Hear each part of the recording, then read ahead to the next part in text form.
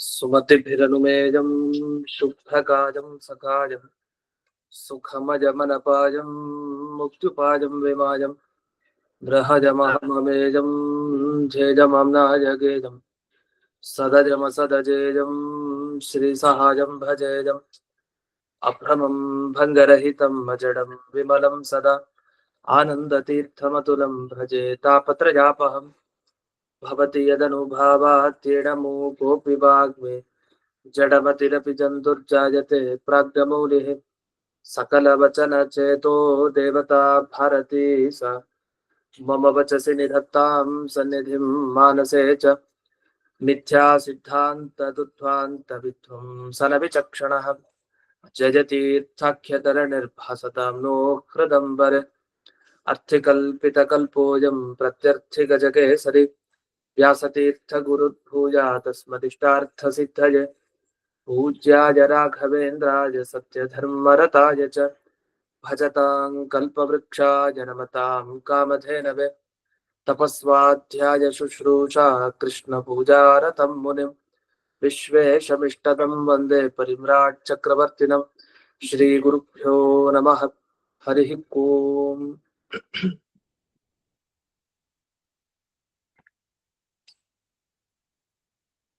ಇಂದಿನ ಪಾಠದಲ್ಲಿ ಬ್ರಹ್ಮಣ್ಯ ತೀರ್ಥರ ಬಗ್ಗೆ ನೋಡಾಯ್ತು. ಈಗ ಮಧ್ವಾಚಾರ್ಯರ ಬಗ್ಗೆ ಒಂದು ಅಪೂರ್ವವಾದ ಸ್ತೋತ್ರ ಮುಖ್ಯ ಪ್ರಾಣಾಷ್ಟಕ ಅಂತ ಇದರ ಹೆಸರು. ಮಧ್ವಾಷ್ಟಕ ಅಂತಲೂ ಪ್ರಸಿದ್ಧ. ಮಧ್ವಾಷ್ಟಕ ಅಥವಾ ಮುಖ್ಯ ಪ್ರಾಣಾಷ್ಟಕ ಅನ್ನೋ ಹೆಸರಿನಲ್ಲಿ ಈ ಕೃತಿ ಪ್ರಸಿದ್ಧ. ಬ್ರಹ್ಮಣ್ಯ ತೀರ್ಥರು ಸೂರ್ಯಾಂಶರು ಅಂತ ಹೇಳಿದ್ವಿ. ಇವರು ಜ್ಞಾನ ಸೂರ್ಯರು, ಯಾರು ಮಧ್ವಾಚಾರ್ಯರು. ಹಾಗಾಗಿ ಜ್ಞಾನ ಸೂರ್ಯರನ್ನ ಪ್ರಾರ್ಥನೆ ಮಾಡುವಂತ ಒಂದು ಸ್ತೋತ್ರ.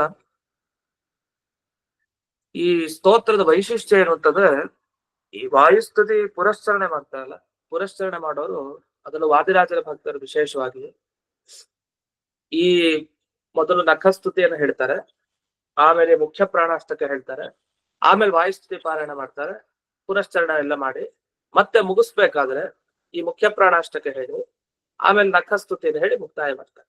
ಈ ರೀತಿ ಅದನ್ನ ಮಧ್ಯಕ್ಕೆ ವಾಯುಸ್ತುತಿ ಇರತ್ತೆ. ಅಂದ್ರೆ ಮೊದಲು ನಖಸ್ತುತಿ, ಆಮೇಲೆ ಮುಖ್ಯ ಪ್ರಾಣಾಷ್ಟಕ, ಆಮೇಲೆ ವಾಯುಸ್ತುತಿ, ಆಮೇಲೆ ಮತ್ತೆ ವಾಯುಸ್ತುತಿ, ಮುಖ್ಯ ಪ್ರಾಣಾಷ್ಟಕ, ನಖಸ್ತುತಿ, ಹೀಗೆ ಕೊನೆಗೆ ಮುಕ್ತಾಯ ಮಾಡ್ತಾರೆ. ಬಹಳ ವೈಶಿಷ್ಟ್ಯಪೂರ್ಣ. ಇರೋದು ಬಹಳ ಕಡಿಮೆ ಶ್ಲೋಕ, ಜಾಸ್ತಿ ಇಲ್ಲ. ನಮ್ಗೆ 9 ಶ್ಲೋಕ ಇರೋದು, ಅದರಲ್ಲಿ ಸ್ತೋತ್ರ 8 ಶ್ಲೋಕ ಅಷ್ಟೇ. ಈ 8 ಶ್ಲೋಕ ಮಾಡೋದ್ರಿಂದ ಬಹಳ ವಾಯುಸ್ತುತಿ ಪುರಸ್ಚರಣೆ ಫಲ ನಮ್ಗೆ ಸರಿಯಾಗಿ ಸಿಗತ್ತಂತೆ. ಆ ರೀತಿಯಲ್ಲಿ ಅಷ್ಟು ಮಹತ್ವವನ್ನು ಪಡೆದಿದೆ. ಅಪ್ಪಿ ತಪ್ಪಿ ವಾಯುಸ್ತುತಿನ ಪಾರಾಯಣ ಮಾಡ್ಲಿಕ್ಕೆ ಆಗ್ತೇ ಇದೆ, ಮಾಡ್ಲೇಬೇಕು ಖಂಡಿತ. ಏನಾದ್ರೂ ಅನಿವಾರ್ಯದ ಸ್ಥಿತಿಯಲ್ಲಿ ಉಪವಾಸದಲ್ಲೇನೋ ಮಾಡ್ಲಿಕ್ಕೆ ಆಗ್ಲಿಲ್ಲ ಅಂದ್ರೆ 8 ಶ್ಲೋಕನಾದ್ರು ಆಗ ಹೇಳ್ಕೊಂಡ್ರೆ ಅಂಥ ಫಲ ಸಿಗತ್ತೆ ಅಂತ ಅಷ್ಟು ವಿಶಿಷ್ಟವಾದ ಒಂದು ಸ್ತೋತ್ರ ಇದು. ಯಾಕಂದ್ರೆ ಮಧ್ವಾಚಾರ್ಯರು ವಾದಿರಾಜರು ಇಬ್ರು ಒಂದೇ ರೀತಿ ನಾವು ಯೋಚನೆಯನ್ನು ಮಾಡ್ತೀವಿ ಇಬ್ರ ಬಗ್ಗೆ. ಆದ್ರಿಂದ ಅವ್ರು ಮಾಡಿದ ವಾಯುಸ್ತುತಿ, ಯಾರು ತೀರ್ಥ ಪಂಡಿತಾಚಾರ್ಯ ಮಾಡಿದ ವಾಯುಸ್ತುತಿ, ಹಾಗೆ ಅವ್ರು ಮಾಡಿದ ನಖಸ್ತುತಿ, ಇವ್ರು ಮಾಡಿದ ಮುಖ್ಯ ಪ್ರಾಣಾಷ್ಟಕ ಎಲ್ಲ ಸಮಾನವಾಗಿ ಇದೆ. ಅದರಲ್ಲೂ ಆಚಾರ್ಯದ ಕೃತಿ ಮತ್ತೆ ವಾದಿರಾಜರ ಕೃತಿ. ಈಗ ಮೊದಲನೇ ಶ್ಲೋಕಕ್ಕೆ ಹೋಗೋಣ, ಮುಖ್ಯ ಪ್ರಾಣಾಷ್ಟಕ ಬಗ್ಗೆ. ಇದು ಕೂಡ ವಾಯುಸ್ತುತಿ ತರ ಸ್ವಲ್ಪ ದೀರ್ಘ ಶ್ಲೋಕ. ಅದು ನಿಮ್ಗೆ ಪಾರಾಯಣ ಮಾಡಿ ಹಾಕಿದ್ಮೇಲೆ ಆ ಸಂತಿ ಗೊತ್ತಾಗುತ್ತೆ ಅದು ಹೇಗೆ ಅಂತ. ಈಗ ಮಧ್ಯೆ ನಿಲ್ಲಿಸ ಹೇಳ್ಕೊಡ್ತೀನಿ. ಭಕ್ತಿಂ ಶ್ರೀರಮಣಸ್ಯ ಪಾದಯುಗಲೇ ಪ್ರೀತ್ಯಾ ಪ್ರದೇಹೀಶ ಮಚ್ಚಿತ್ತಂ ತತ್ಪದ ಪದ್ಮ ಚಿಂತನರತಂ. ಒಂದೇ ನಿಮಿಷ.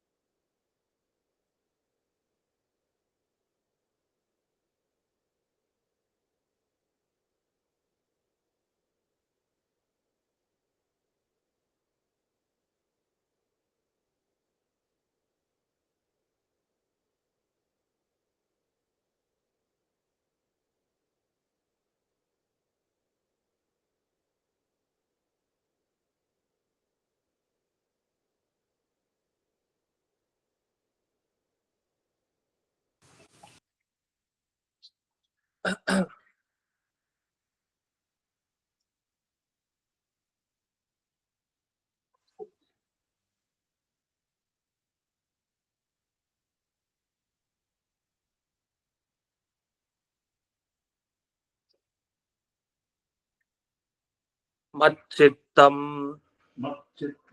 ತತ್ಪದ ಪದ್ಮ ಚಿಂತನರತಂ ನಿತ್ಯಂ ವಿಧೇಹಿ ಅಚ್ಯುತಂ ತ್ವತ್ತಾತಂ ಮಯಿ ಸುಪ್ರಸನ್ನಂ ಅಧುನಾ ವಿಜ್ಞಾಪ್ಯ ಕುರ್ವಂಜಸಾ ಸ್ವಾಮಿನ್ ಪ್ರಾಣ ಗಣಾಧಿನಾಥ ದಯಯಾ ದಾಸಂ ಹಿ ಮಾಂ ಪಾಲಯ. ಮೊದಲನೇ ಸ್ತೋತ್ರದಲ್ಲಿ ಪ್ರಾಣದೇವರ ಬಳಿ ಏನ್ ಪ್ರಾರ್ಥನೆ ಮಾಡ್ಬೇಕು ನಾವು ಅಂತ. ಮುಖ್ಯ ಪ್ರಾಣಾಷ್ಟಕನೇ ನಿಜ ಅಂತ ಸ್ತೋತ್ರ ಯಾರ ಬಗ್ಗೆ? ಮುಖ್ಯ ಪ್ರಾಣದೇವರ ಬಗ್ಗೆ. ಅದೇ ಮುಖ್ಯ ಪ್ರಾಣದೇವರನ್ನ ಯಾಕೆ ಸ್ತೋತ್ರ ಮಾಡ್ಬೇಕು ಅಂದ್ರೆ ಅವರಿಂದ ನಾವು ಏನೋ ಪಡ್ಕೊಳ್ಬೇಕು, ಅದಕ್ಕೆ ಮುಖ್ಯ ಪ್ರಾಣನ ಬಳಿ ಸ್ತೋತ್ರ ಮಾಡೋದು. ಹಾಗೆ ಮುಖ್ಯ ಪ್ರಾಣದೇವರ ಹತ್ರ ಏನ್ ಪಡಿಬೇಕು ಅಂದಾಗ ಮೊದಲು ಪ್ರಾರ್ಥನೆ ಮಾಡ್ತಾರೆ. ಕೊನೆ ಸಾಲು ನೋಡಿ, ಸ್ವಾಮಿನ್ ಪ್ರಾಣ ಗಣಾಧಿನಾಥ ಅಂತಿದೆ. ಸ್ವಾಮಿನ್ ಅಂತ ಹೇಳೋದು. ಸ್ವಾಮಿ ಅಂತ ಯಾಕೆ ಕರೆಯೋದು ಮುಖ್ಯ ಪ್ರಾಣದೇವರಿಗೆ? ಸ್ವಾಮಿ ಅಂತ ಯಾರನ್ನ ಕರೀತಾರೆ? ಯಾರ ಅಧೀನವಾಗಿ ನಾವಿರ್ತೀವೋ, ನಾವು ದಾಸರು, ಇನ್ನೊಬ್ರು ಸ್ವಾಮಿ. ಹಾಗಾದ್ರೆ ದಾಸರಾಗಿದ್ರೆ, ನಾವು ಅವರ ದಾಸರಾಗಿದ್ರೆ ಆಗ ಅವ್ರು ನಮಗೆ ಸ್ವಾಮಿ ಆಗ್ತಾರೆ. ಹಾಗಾದ್ರೆ ಅವ್ರು ನಮ್ಗೆ ಯಾವ ರೀತಿಯಲ್ಲಿ ಸ್ವಾಮಿ? ನಾವು ಯಾವ ವಿಷಯದಲ್ಲಿ ಅವರ ದಾಸರಾಗಿದ್ದೀವಿ ಅಂದ್ರೆ, ನಮ್ಮ ದೇಹನೇ ಪೂರ್ತಿ ಅದು ಮುಖ್ಯ ಪ್ರಾಣದೇವರ ಅಧೀನ. ಅದನ್ನ ನಮ್ಮ ದೇಹವನ್ನೇ ನಾವು ಅವ್ರಿಗೆ ಸಮರ್ಪಣೆ ಮಾಡ್ಕೊಂಡಿದೀವಿ. ಯಾಕೆ? ಅವರ ಉಸಿರಾಟ ಕ್ರಿಯೆ ಏನಿದೆ ಅದನ್ನ ಅವ್ರು ನಡೆಸ್ತಾ ಇದ್ದಾರೆ ಅಂತ ಆದ್ರೆ ನಾವು ಆಗ ಬದುಕ್ತೀವಿ, ಇಲ್ಲಾಂದ್ರೆ ಬದುಕ್ಲಿಕ್ಕೆ ಸಾಧ್ಯ ಇಲ್ಲ. ಹೀಗಾಗಿ ಸ್ವಾಮಿ, ಎಲ್ಲಾ ಇಂದ್ರಿಯಗಳಿಗೂ ನೀವೇ ನಿಯಾಮಕರು, ಸ್ವಾಮಿಗಳು ಅಂದ್ರೆ ನಿಯಂತ್ರಣ ಮಾಡೋರು ಅಂತ ಅರ್ಥ. ಪ್ರಾಣಗಣ ಅಧಿನಾಥ. ಪ್ರಾಣಗಣ ಅಂತಿದೆಯಲ್ಲ, ಪ್ರಾಣ ಅನ್ನೋ ಶಬ್ದಕ್ಕೆ ಒಂದರ್ಥ ಇದು ಪಂಚ ಪ್ರಾಣಗಳು: ಪ್ರಾಣ, ಅಪಾನ, ವ್ಯಾನ, ಉದಾನ, ಸಮಾನ. ಈ ಪ್ರಾಣಗಳ ಗಣ ಅಂದ್ರೆ ಗುಂಪು, ಇದಕ್ಕೆ ಅಧಿನಾಥ, ಒಡೆಯ. ಅದು 5 ಪ್ರಾಣಗಳ ಒಡೆಯ ಇವರು ಅಂತ. ಅಲ್ಲಿ 5 ಪ್ರಾಣಗಳ ಒಡೆಯ ಇವರು ಅಂತ ಆಯ್ತು. ವಸ್ತುತಃ 5 ಪ್ರಾಣಗಳಿಗೂ ನಿಜವಾದ ಒಡೆಯ ಯಾರು ಅಂದ್ರೆ ನಮ್ಗೆ ಪರಮಾತ್ಮ. ನಾವು ಭಗವದ್ಗೀತೆಯ 15ನೇ ಅಧ್ಯಾಯದಲ್ಲಿ ಕೇಳ್ತೇವೆ, ಪ್ರಾಣಾಪಾನ ಸಮಾಯುಕ್ತ ಪಚಾಮ್ಯನ್ನಂ ಚತುರ್ವಿಧಂ. 4 ತರಹದ ಅನ್ನ ಪ್ರತಿನಿತ್ಯ ಏನು ಭೋಜನವನ್ನ ಮಾಡ್ತಾರೆ, ಎಲ್ಲಾ ತರಹದ ಅನ್ನವನ್ನ ನಾನು ಪ್ರಾಣಾಪಾನ ಸಮಾಯುಕ್ತ, ಬರೀ 2 ಅಲ್ಲ, ಅದನ್ನೆಲ್ಲಾ ತಗೊಳ್ಬೇಕಲ್ಲ, 2 ಹೇಳಿದ್ದಾರೆ. ಎಲ್ಲದರ ಜೊತೆಗೆ ನಾನಿದ್ದು ಜೀರ್ಣ ಮಾಡ್ತೀನಿ ಅಂತ ಹೇಳ್ತಾರೆ ಪರಮಾತ್ಮ. ಅಲ್ಲಿ ವಸ್ತುತಃ ಭಗವಂತಂದೇ ಒಂದು ರೂಪ ಇದೆ. ಪ್ರಾಣಾಪಾನ ವ್ಯಾನ ಉದಾನ ಸಮಾನ ಅನ್ನೋದು ಒಳಗಡೆ ಪ್ರಾಣಾಪಾನ ವ್ಯಾನ ಉದಾನ ಸಮಾನ ಅಂತ ಅದೇ ಹೆಸರಿನ ಭಗವಂತನ ರೂಪಗಳು ಕೂಡ ಇದೆ. ಇದು ಹೇಗೆ ಅಂದ್ರೆ ಬ್ರಹ್ಮದೇವರ ಒಳಗಡೆ ಬ್ರಹ್ಮ ಅನ್ನೋ ಹೆಸರಿನಿಂದ ಭಗವಂತನ ರೂಪ ಇರುತ್ತೆ. ಅದು ಹಾಗೆ ನಮ್ಮ ದ್ವೈತ ಸಿದ್ಧಾಂತದಲ್ಲಿ ಪ್ರತಿಯೊಂದು ವಸ್ತುಗಳ ಒಳಗಡೆ ಭಗವಂತ ಆಯಾಯ ರೂಪದಿಂದಲೇ ಇರ್ತಾನೆ, ಇದ್ದು ಅನುಗ್ರಹ ಮಾಡ್ತಾನೆ. ಹಾಗಾಗಿಯೇ ಕೆಲವರಿಗೆ ಮನುಷ್ಯ ರೂಪದಲ್ಲಿ ಎಲ್ಲೋ ಭಗವಂತ ಪ್ರತ್ಯಕ್ಷನಾಗಿರ್ತಾನೆ, ಆ ಸಹಾಯ ಮಾಡಿ ಹೊರಟೋಗಿರ್ತಾನೆ. ಅದ್ ಹಾಗೆ ದೇವರು ಅವನು ವಿಶ್ವರೂಪಿ ಅಂತ, ಅವನು ಎಲ್ಲಾ ರೂಪವನ್ನು ಪಡೆದಿರ್ತಾನೆ. ಆದ್ರೆ ನಾವೇ ಅವನಲ್ಲ, ಆದ್ರೆ ಅವನು ಆ ರೀತಿ ಚಟುವಟಿಕೆಗಳನ್ನ ಮಾಡ್ತಾ ಇರ್ತಾನೆ. ಕೆಲವರು ಇದನ್ನ ಅಪಾರ್ಥ ಮಾಡ್ಕೊಂಡು ಎಲ್ರು ಅವನೇ ಅಂತ ಹೇಳಿ ಅಭೇದ ಅಂದ್ರೆ ಐಕ್ಯವನ್ನ ಹೇಳ್ಬಿಟ್ಟಿದ್ದಾರೆ. ಅಂತೂ ಇಲ್ಲಿ ಪ್ರಾಣಗಣ ಅಧಿನಾಥ ಅನ್ನೋದಕ್ಕೆ ಒಂದ್ ಅರ್ಥ ಆಯ್ತು. ಮತ್ತೊಂದು ಪ್ರಾಣ ಅಂತಂದ್ರೆ, ಈ ಪ್ರಾಣ ಅನ್ನೋ ಶಬ್ದಕ್ಕೆ ಇಂದ್ರಿಯಗಳು ಅಂತ ಅರ್ಥ ಇದೆ ಸಂಸ್ಕೃತದಲ್ಲಿ. ಪ್ರಾಣ ಅನ್ನೋದಕ್ಕೆ ಇಂದ್ರಿಯ ಅಂತ ಅರ್ಥ. ಸಾಮಾನ್ಯವಾಗಿ ಇದು ಅಪೂರ್ವವಾದ ಅರ್ಥ. ಇದನ್ನ ನಮಗೆ ಶಾಸ್ತ್ರದಲ್ಲಿ ತಿಳಿಸ್ತಾರೆ. ಬ್ರಹ್ಮಸೂತ್ರ, ಅನುವ್ಯಾಖ್ಯಾನ, ಸುಧಾಗಳನ್ನು ನೋಡಿದಾಗ ಪ್ರಾಣ ಅನ್ನೋ ಶಬ್ದಕ್ಕೆ ಇಂದ್ರಿಯಗಳು ಅಂತ ಅರ್ಥ. ಹಾಗಾದ್ರೆ ಇಲ್ಲಿ ಆ ಪ್ರಾಣ ಅಲ್ಲ, ನಾವು ತಿಳ್ಕೊಂಡಿರೋ ಪ್ರಾಣಾಪಾನ ವ್ಯಾನ ಅದಲ್ಲ. ಪ್ರಾಣ ಅಂದ್ರೆ ಇಂದ್ರಿಯ. ಆ ಇಂದ್ರಿಯಗಳ ಗಣ, ಅದು ಕಿವಿ ಆಗ್ಬೋದು, ಮೂಗಾಗ್ಬೋದು, ಕಾಲಾಗ್ಬೋದು, ಕೈ ಆಗ್ಬೋದು, ಕರ್ಮೇಂದ್ರಿಯ ಆಗ್ಬೋದು, ಜ್ಞಾನೇಂದ್ರಿಯ ಆಗ್ಬೋದು, ಮನಸ್ಸಾಗ್ಬೋದು.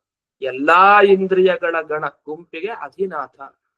ಅದರ ಪ್ರತಿಯೊಂದು ಚೇಷ್ಟೆ ಆಗಬೇಕು ಅಂತಾದ್ರೆ ಅದು ಈ ಪ್ರಾಣನಿಂದಲೇ ಆಗೋದು. ಅದರಿಂದ ಪ್ರಾಣಗಳಿಗೆ ಅಧಿನಾಥನಾದ ಈ ಮುಖ್ಯ ಪ್ರಾಣ ದೇವರೇ ಅದಕ್ಕೆಲ್ಲ ನಿಯಾಮಕರು. ವಸ್ತುತಃ ಪ್ರಾಣ ಅನ್ನೋ ಶಬ್ದ ನಿಜವಾಗಿ ಎಲ್ಲಿದೆ? ನಮ್ಗೆ ಬರೋ ಶ್ಲೋಕ ಒಂದಿದೆ, ಯೋಂತಃ ಪ್ರವಿಶ್ಯ ಮಮ ವಾಚಂ ಇಮಾಂ ಪ್ರಸುಪ್ತಾಂ ಸಂಜೀವಯತಿ ಅಖಿಲ ಶಕ್ತಿಧರ ಸ್ವಧಾಮ್ನ ಅನ್ಯಾಂಶ್ಚ ಹಸ್ತ ಚರಣ ಶ್ರವಣ ತ್ವಗಾದೀನ್ ಪ್ರಾಣಾನ್ನಮೋ ಭಗವತೆ ಪುರುಷಾಯ ತುಭ್ಯಂ. ಅಲ್ಲಿ ಧ್ರುವ ಸ್ತೋತ್ರ ಮಾಡಿತ್ತು. ಅವ್ನು ಯಾರನ್ನು ಸ್ತೋತ್ರ ಮಾಡಿದ್ದು ನಮ್ಗೆಲ್ರಿಗೂ ಗೊತ್ತಿದೆ. ಅಲ್ಲಿ ಮುಖ್ಯ ಪ್ರಾಣದೇವರು ಅಲ್ಲ ಸ್ತೋತ್ರ ಮಾಡಿದ್ದು. ಅವನು ಉಪದೇಶ ಪಡೆದಿದೆ ವಾಸುದೇವ ಮಂತ್ರ, ದ್ವಾದಶಾಕ್ಷರ. ಸ್ತೋತ್ರ ಮಾಡಿದ್ ವಾಸುದೇವರನ್ನ. ಅಲ್ಲಿ ಪ್ರಾಣಾನ್ನಮೋ ಭಗವತೆ ಪುರುಷಾಯ ತುಭ್ಯಂ ಅಂತ ಹೇಳಿ ಅಲ್ಲಿ ಪ್ರಾಣಾನ್ ಅಂತ ಹೇಳ್ತಾರೆ. ಪ್ರಾಣಾನ್ ಅನ್ನೋ ಶಬ್ದವನ್ನ ಯಾಕೆ ಹೇಳಿತ್ತು ಅಂದ್ರೆ, ಅಲ್ಲಿ ಮುಖ್ಯವಾಗಿ ಆ ಪ್ರಾಣ ನಿಯಾಮಕನಾದವನು ಪರಮಾತ್ಮನೇ, ಅವನೇ ನಿಜವಾಗಿ ಪ್ರಾಣ. ಆದ್ರಿಂದ ಅವನಿಗೆ ಅಲ್ಲಿ ನಮಸ್ಕಾರವನ್ನ ಸಮರ್ಪಣೆ ಮಾಡಿದವನು. ವಸ್ತುತಃ ಅಲ್ಲಿ ಎಲ್ಲ ಇಂದ್ರಿಯಗಳು ಯಾವ್ದಿದೆ, ನಮ್ಮ ಎಲ್ಲ ಪ್ರಾಣಗಳೇನಿದೆ ಅದೆಲ್ಲವನ್ನು ನೋಡ್ಕೊಳ್ಳೋನವನು ಅಂತ. ಯಾಕೆ ಅವನಿಗೆ ವಿಶೇಷವಾಗಿ ನಮಸ್ಕಾರ ಮಾಡಿದ್ದಾರೆ ಅಂದ್ರೆ, ಅವನೇ ಪ್ರಾಣಾಂತರ್ಯಾಮಿಯಾಗಿ ಅನ್ನೋ ರೀತಿಯಲ್ಲಿ ಅಲ್ಲಿ ಚಿಂತನೆ ಮಾಡಿರೋದು ಕೂಡ. ಇಲ್ಲ ಪ್ರಾಣಿಗಳ ರಕ್ಷಣೆ ಭಗವಂತನ ಹತ್ರ ಯಾಕೆ ಬೇಡ್ಬೇಕು. ಆದ್ರಿಂದ ನಿಜವಾಗಿ ಪ್ರಾಣ ಅಂದ್ರೆ ಆ ಮುಖ್ಯ ಪ್ರಾಣನಿಗೂ ಪ್ರಾಣ ಈ ಭಗವಂತನೇ. ಆದ್ರಿಂದ ಮೊದಲು ಅವನ ಪ್ರಾರ್ಥನೆಯನ್ನ ಈ ಸ್ತೋತ್ರದಲ್ಲಿ ಮಾಡ್ತಾ ಇದ್ದಾರೆ. ಯಾಕೆಂದ್ರೆ ಮುಖ್ಯ ಪ್ರಾಣ ಅಂದ್ರೆ ಆ ಪ್ರಾಣನೇ ಅಂತ. ಯಾಕೆಂದ್ರೆ ಪ್ರಾಣ ಅನ್ನೋ ಶಬ್ದಕ್ಕೊಂದು ವ್ಯುತ್ಪತ್ತಿ ಹೇಳ್ತಾರೆ ಸಂಸ್ಕೃತದಲ್ಲಿ. ಪ್ರಾಣಂತೆ ಚೇಷ್ಟಂತೆ ಏನ ಸಹ ಪ್ರಾಣ. ಎಲ್ಲ ಪ್ರಾಣಿಗಳು ಪ್ರಾಣಂತಿ. ಪ್ರಾಣಂತಿ ಅಂದ್ರೆ ಅನಚೇಷ್ಟಾಯ ಅಂತ. ಅದು ಪ್ರ ಉಪಸರ್ಗ ಇದೆ, ಅದು ಸಂಸ್ಕೃತ ಸ್ವಲ್ಪ ಗೊತ್ತಿದೆ ಅಂತ ಹೇಳ್ತಾ ಇದ್ದೀನಿ. ಪ್ರ ಅಂತ ಒಂದು ಉಪಸರ್ಗ ಇದೆ, ಅನ ಅಂತ ಇದೆ. ಅನ ಅಂದ್ರೆ ಚೇಷ್ಟೆ ಅಂತ ಅರ್ಥ, ಅಂದ್ರೆ ವ್ಯಾಪಾರ. ಪ್ರತಿಯೊಂದು ಜೀವಿಯು ಕೂಡ ಏನೇ ಕೆಲಸ ಮಾಡ್ತಾರಲ್ಲ ಆ ಕೆಲಸಕ್ಕೆಲ್ಲ ಚೇಷ್ಟೆ ಅಂತ ಕರೀತಾರೆ. ಇನ್ನು ಶಾಸ್ತ್ರದಲ್ಲಿ ಹೇಳೋ ಪ್ರಕಾರ ಹೇಳೋದಿದೆ, ಹಿತ ಅಹಿತ ಪ್ರಾಪ್ತಿ ಪರಿಹಾರ ಅನುಕೂಲ ಇಚ್ಛಾ ಚೇಷ್ಟ ಅಂತ ಅದನ್ನ ಬಿಡಿಸ್ತಾರೆ. ಅಂದ್ರೆ ನಮ್ಗೆ ಹಿತ ಆಗ್ಬೇಕು ಅಂತ ನಾವು ಬಯಸ್ತಾ ಇರ್ತೀವಿ, ಅದಕ್ ಬೇಕಾದ ಕೆಲಸ ಮಾಡ್ತೀವಿ. ನಮ್ಗೆ ಅಹಿತ ಆಗ್ಬಾರ್ದು, ನಮ್ಗೆ ಕೆಟ್ಟದಾಗ್ಬಾರ್ದು ಅಂತ ಬಯಸಿ ಒಂದು ಕೆಲಸ ಮಾಡ್ತೀವಿ. ಇಂಥ ಎಲ್ಲಾ ವ್ಯಾಪಾರ ಕೆಲಸಗಳನ್ನ ಚೇಷ್ಟ ಅಂತ ಕರೀತಾರೆ. ಇದನ್ನೇ ಅನ ಪ್ರಾಣ ಅಂತ ಸೇರತ್ತೆ, ನಾ ಹೋಗಿ ಣ ಆಗ್ಬಿಡತ್ತೆ, ಕೊನೆಗೆ ಪ್ರಾಣ ಅಂತ ಆಗುತ್ತೆ. ಅದರಿಂದ ಎಲ್ಲಾ ಪ್ರಾಣಿಗಳು ಯಾರಿಂದಾಗಿ ಕೆಲಸವನ್ನ, ಪ್ರತಿಯೊಂದು ಇಚ್ಛೆ ಪ್ರಯತ್ನ ಜ್ಞಾನವನ್ನ ಪಡಿತಾವೋ ಅಂಥ ವ್ಯಕ್ತಿಗೆ ಪ್ರಾಣ ಅಂತ ಹೆಸರು. ಅದ್ ನಿಜವಾಗಿ ಯಾರು ಹಾಗಾದ್ರೆ? ಪ್ರಾಣ ಅಂದ್ರೆ ಮುಖ್ಯ ವಾಯುದೇವರು, ಅಂದ್ರೆ ವಾಯುದೇವರು.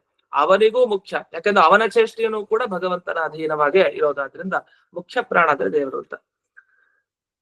ಇಷ್ಟ ಆಯ್ತು. ಇನ್ ಮುಂದೆ ಕೋಣ ಪ್ರಾಣಗಣಾಧಿನಾಥ ದಯೆಯ ದಾಸಂಹಿಮಾಂ ಪಾಲಯ. ನೀನು ನನ್ನ ಕಾರುಣ್ಯ ಬೀರಿ ನನ್ನ ಮೇಲೆ ದಾಸನಾದ ನನ್ನನ್ನ ಕಾಪಾಡು, ಪಾಲಯ ರಕ್ಷಣೆ ಮಾಡು ಅಂತ ಬೇಡ್ತಾ ಇದ್ದಾರೆ. ಸರಿ, ರಕ್ಷಣೆ ಮಾಡೋದು ಸರಿ. ಇದನ್ನ ಎಲ್ಲಿ ಬೇಡಿದ್ದಾರೆ? ತ್ರಿವಿಕ್ರಮ ಪಂಡಿತಾಚಾರ್ಯರು ಕೂಡ ಅವರು ಅಲ್ಲಿ ಪ್ರಾರ್ಥನೆ ಮಾಡ್ತಾ ಎಲ್ಲ ರಕ್ಷಣೆ ಮಾಡಿ ಅಂತಾನೆ ಪ್ರಾರ್ಥನೆ ಮಾಡ್ತಾರೆ. ಇನ್ನು ಆಚಾರ್ಯರು ಕೂಡ ನರಸಿಂಹದೇವರ ಬಳಿ ಅವರು ಪ್ರಾರ್ಥನೆ ಮಾಡ್ತಾ ಪಾಂತೋಸ್ಮಾನ್ ಪುರುಹೂತ ವೈರಿ ಬಲವನ್, ಅಲ್ಲಿ ಪಾಂತು ಅಂತಾನೆ ಹೇಳ್ತಾರೆ. ಪಾಂತು ಅಂದ್ರೆ ಏನು? ರಕ್ಷಣೆ ಮಾಡು ಅಂತ.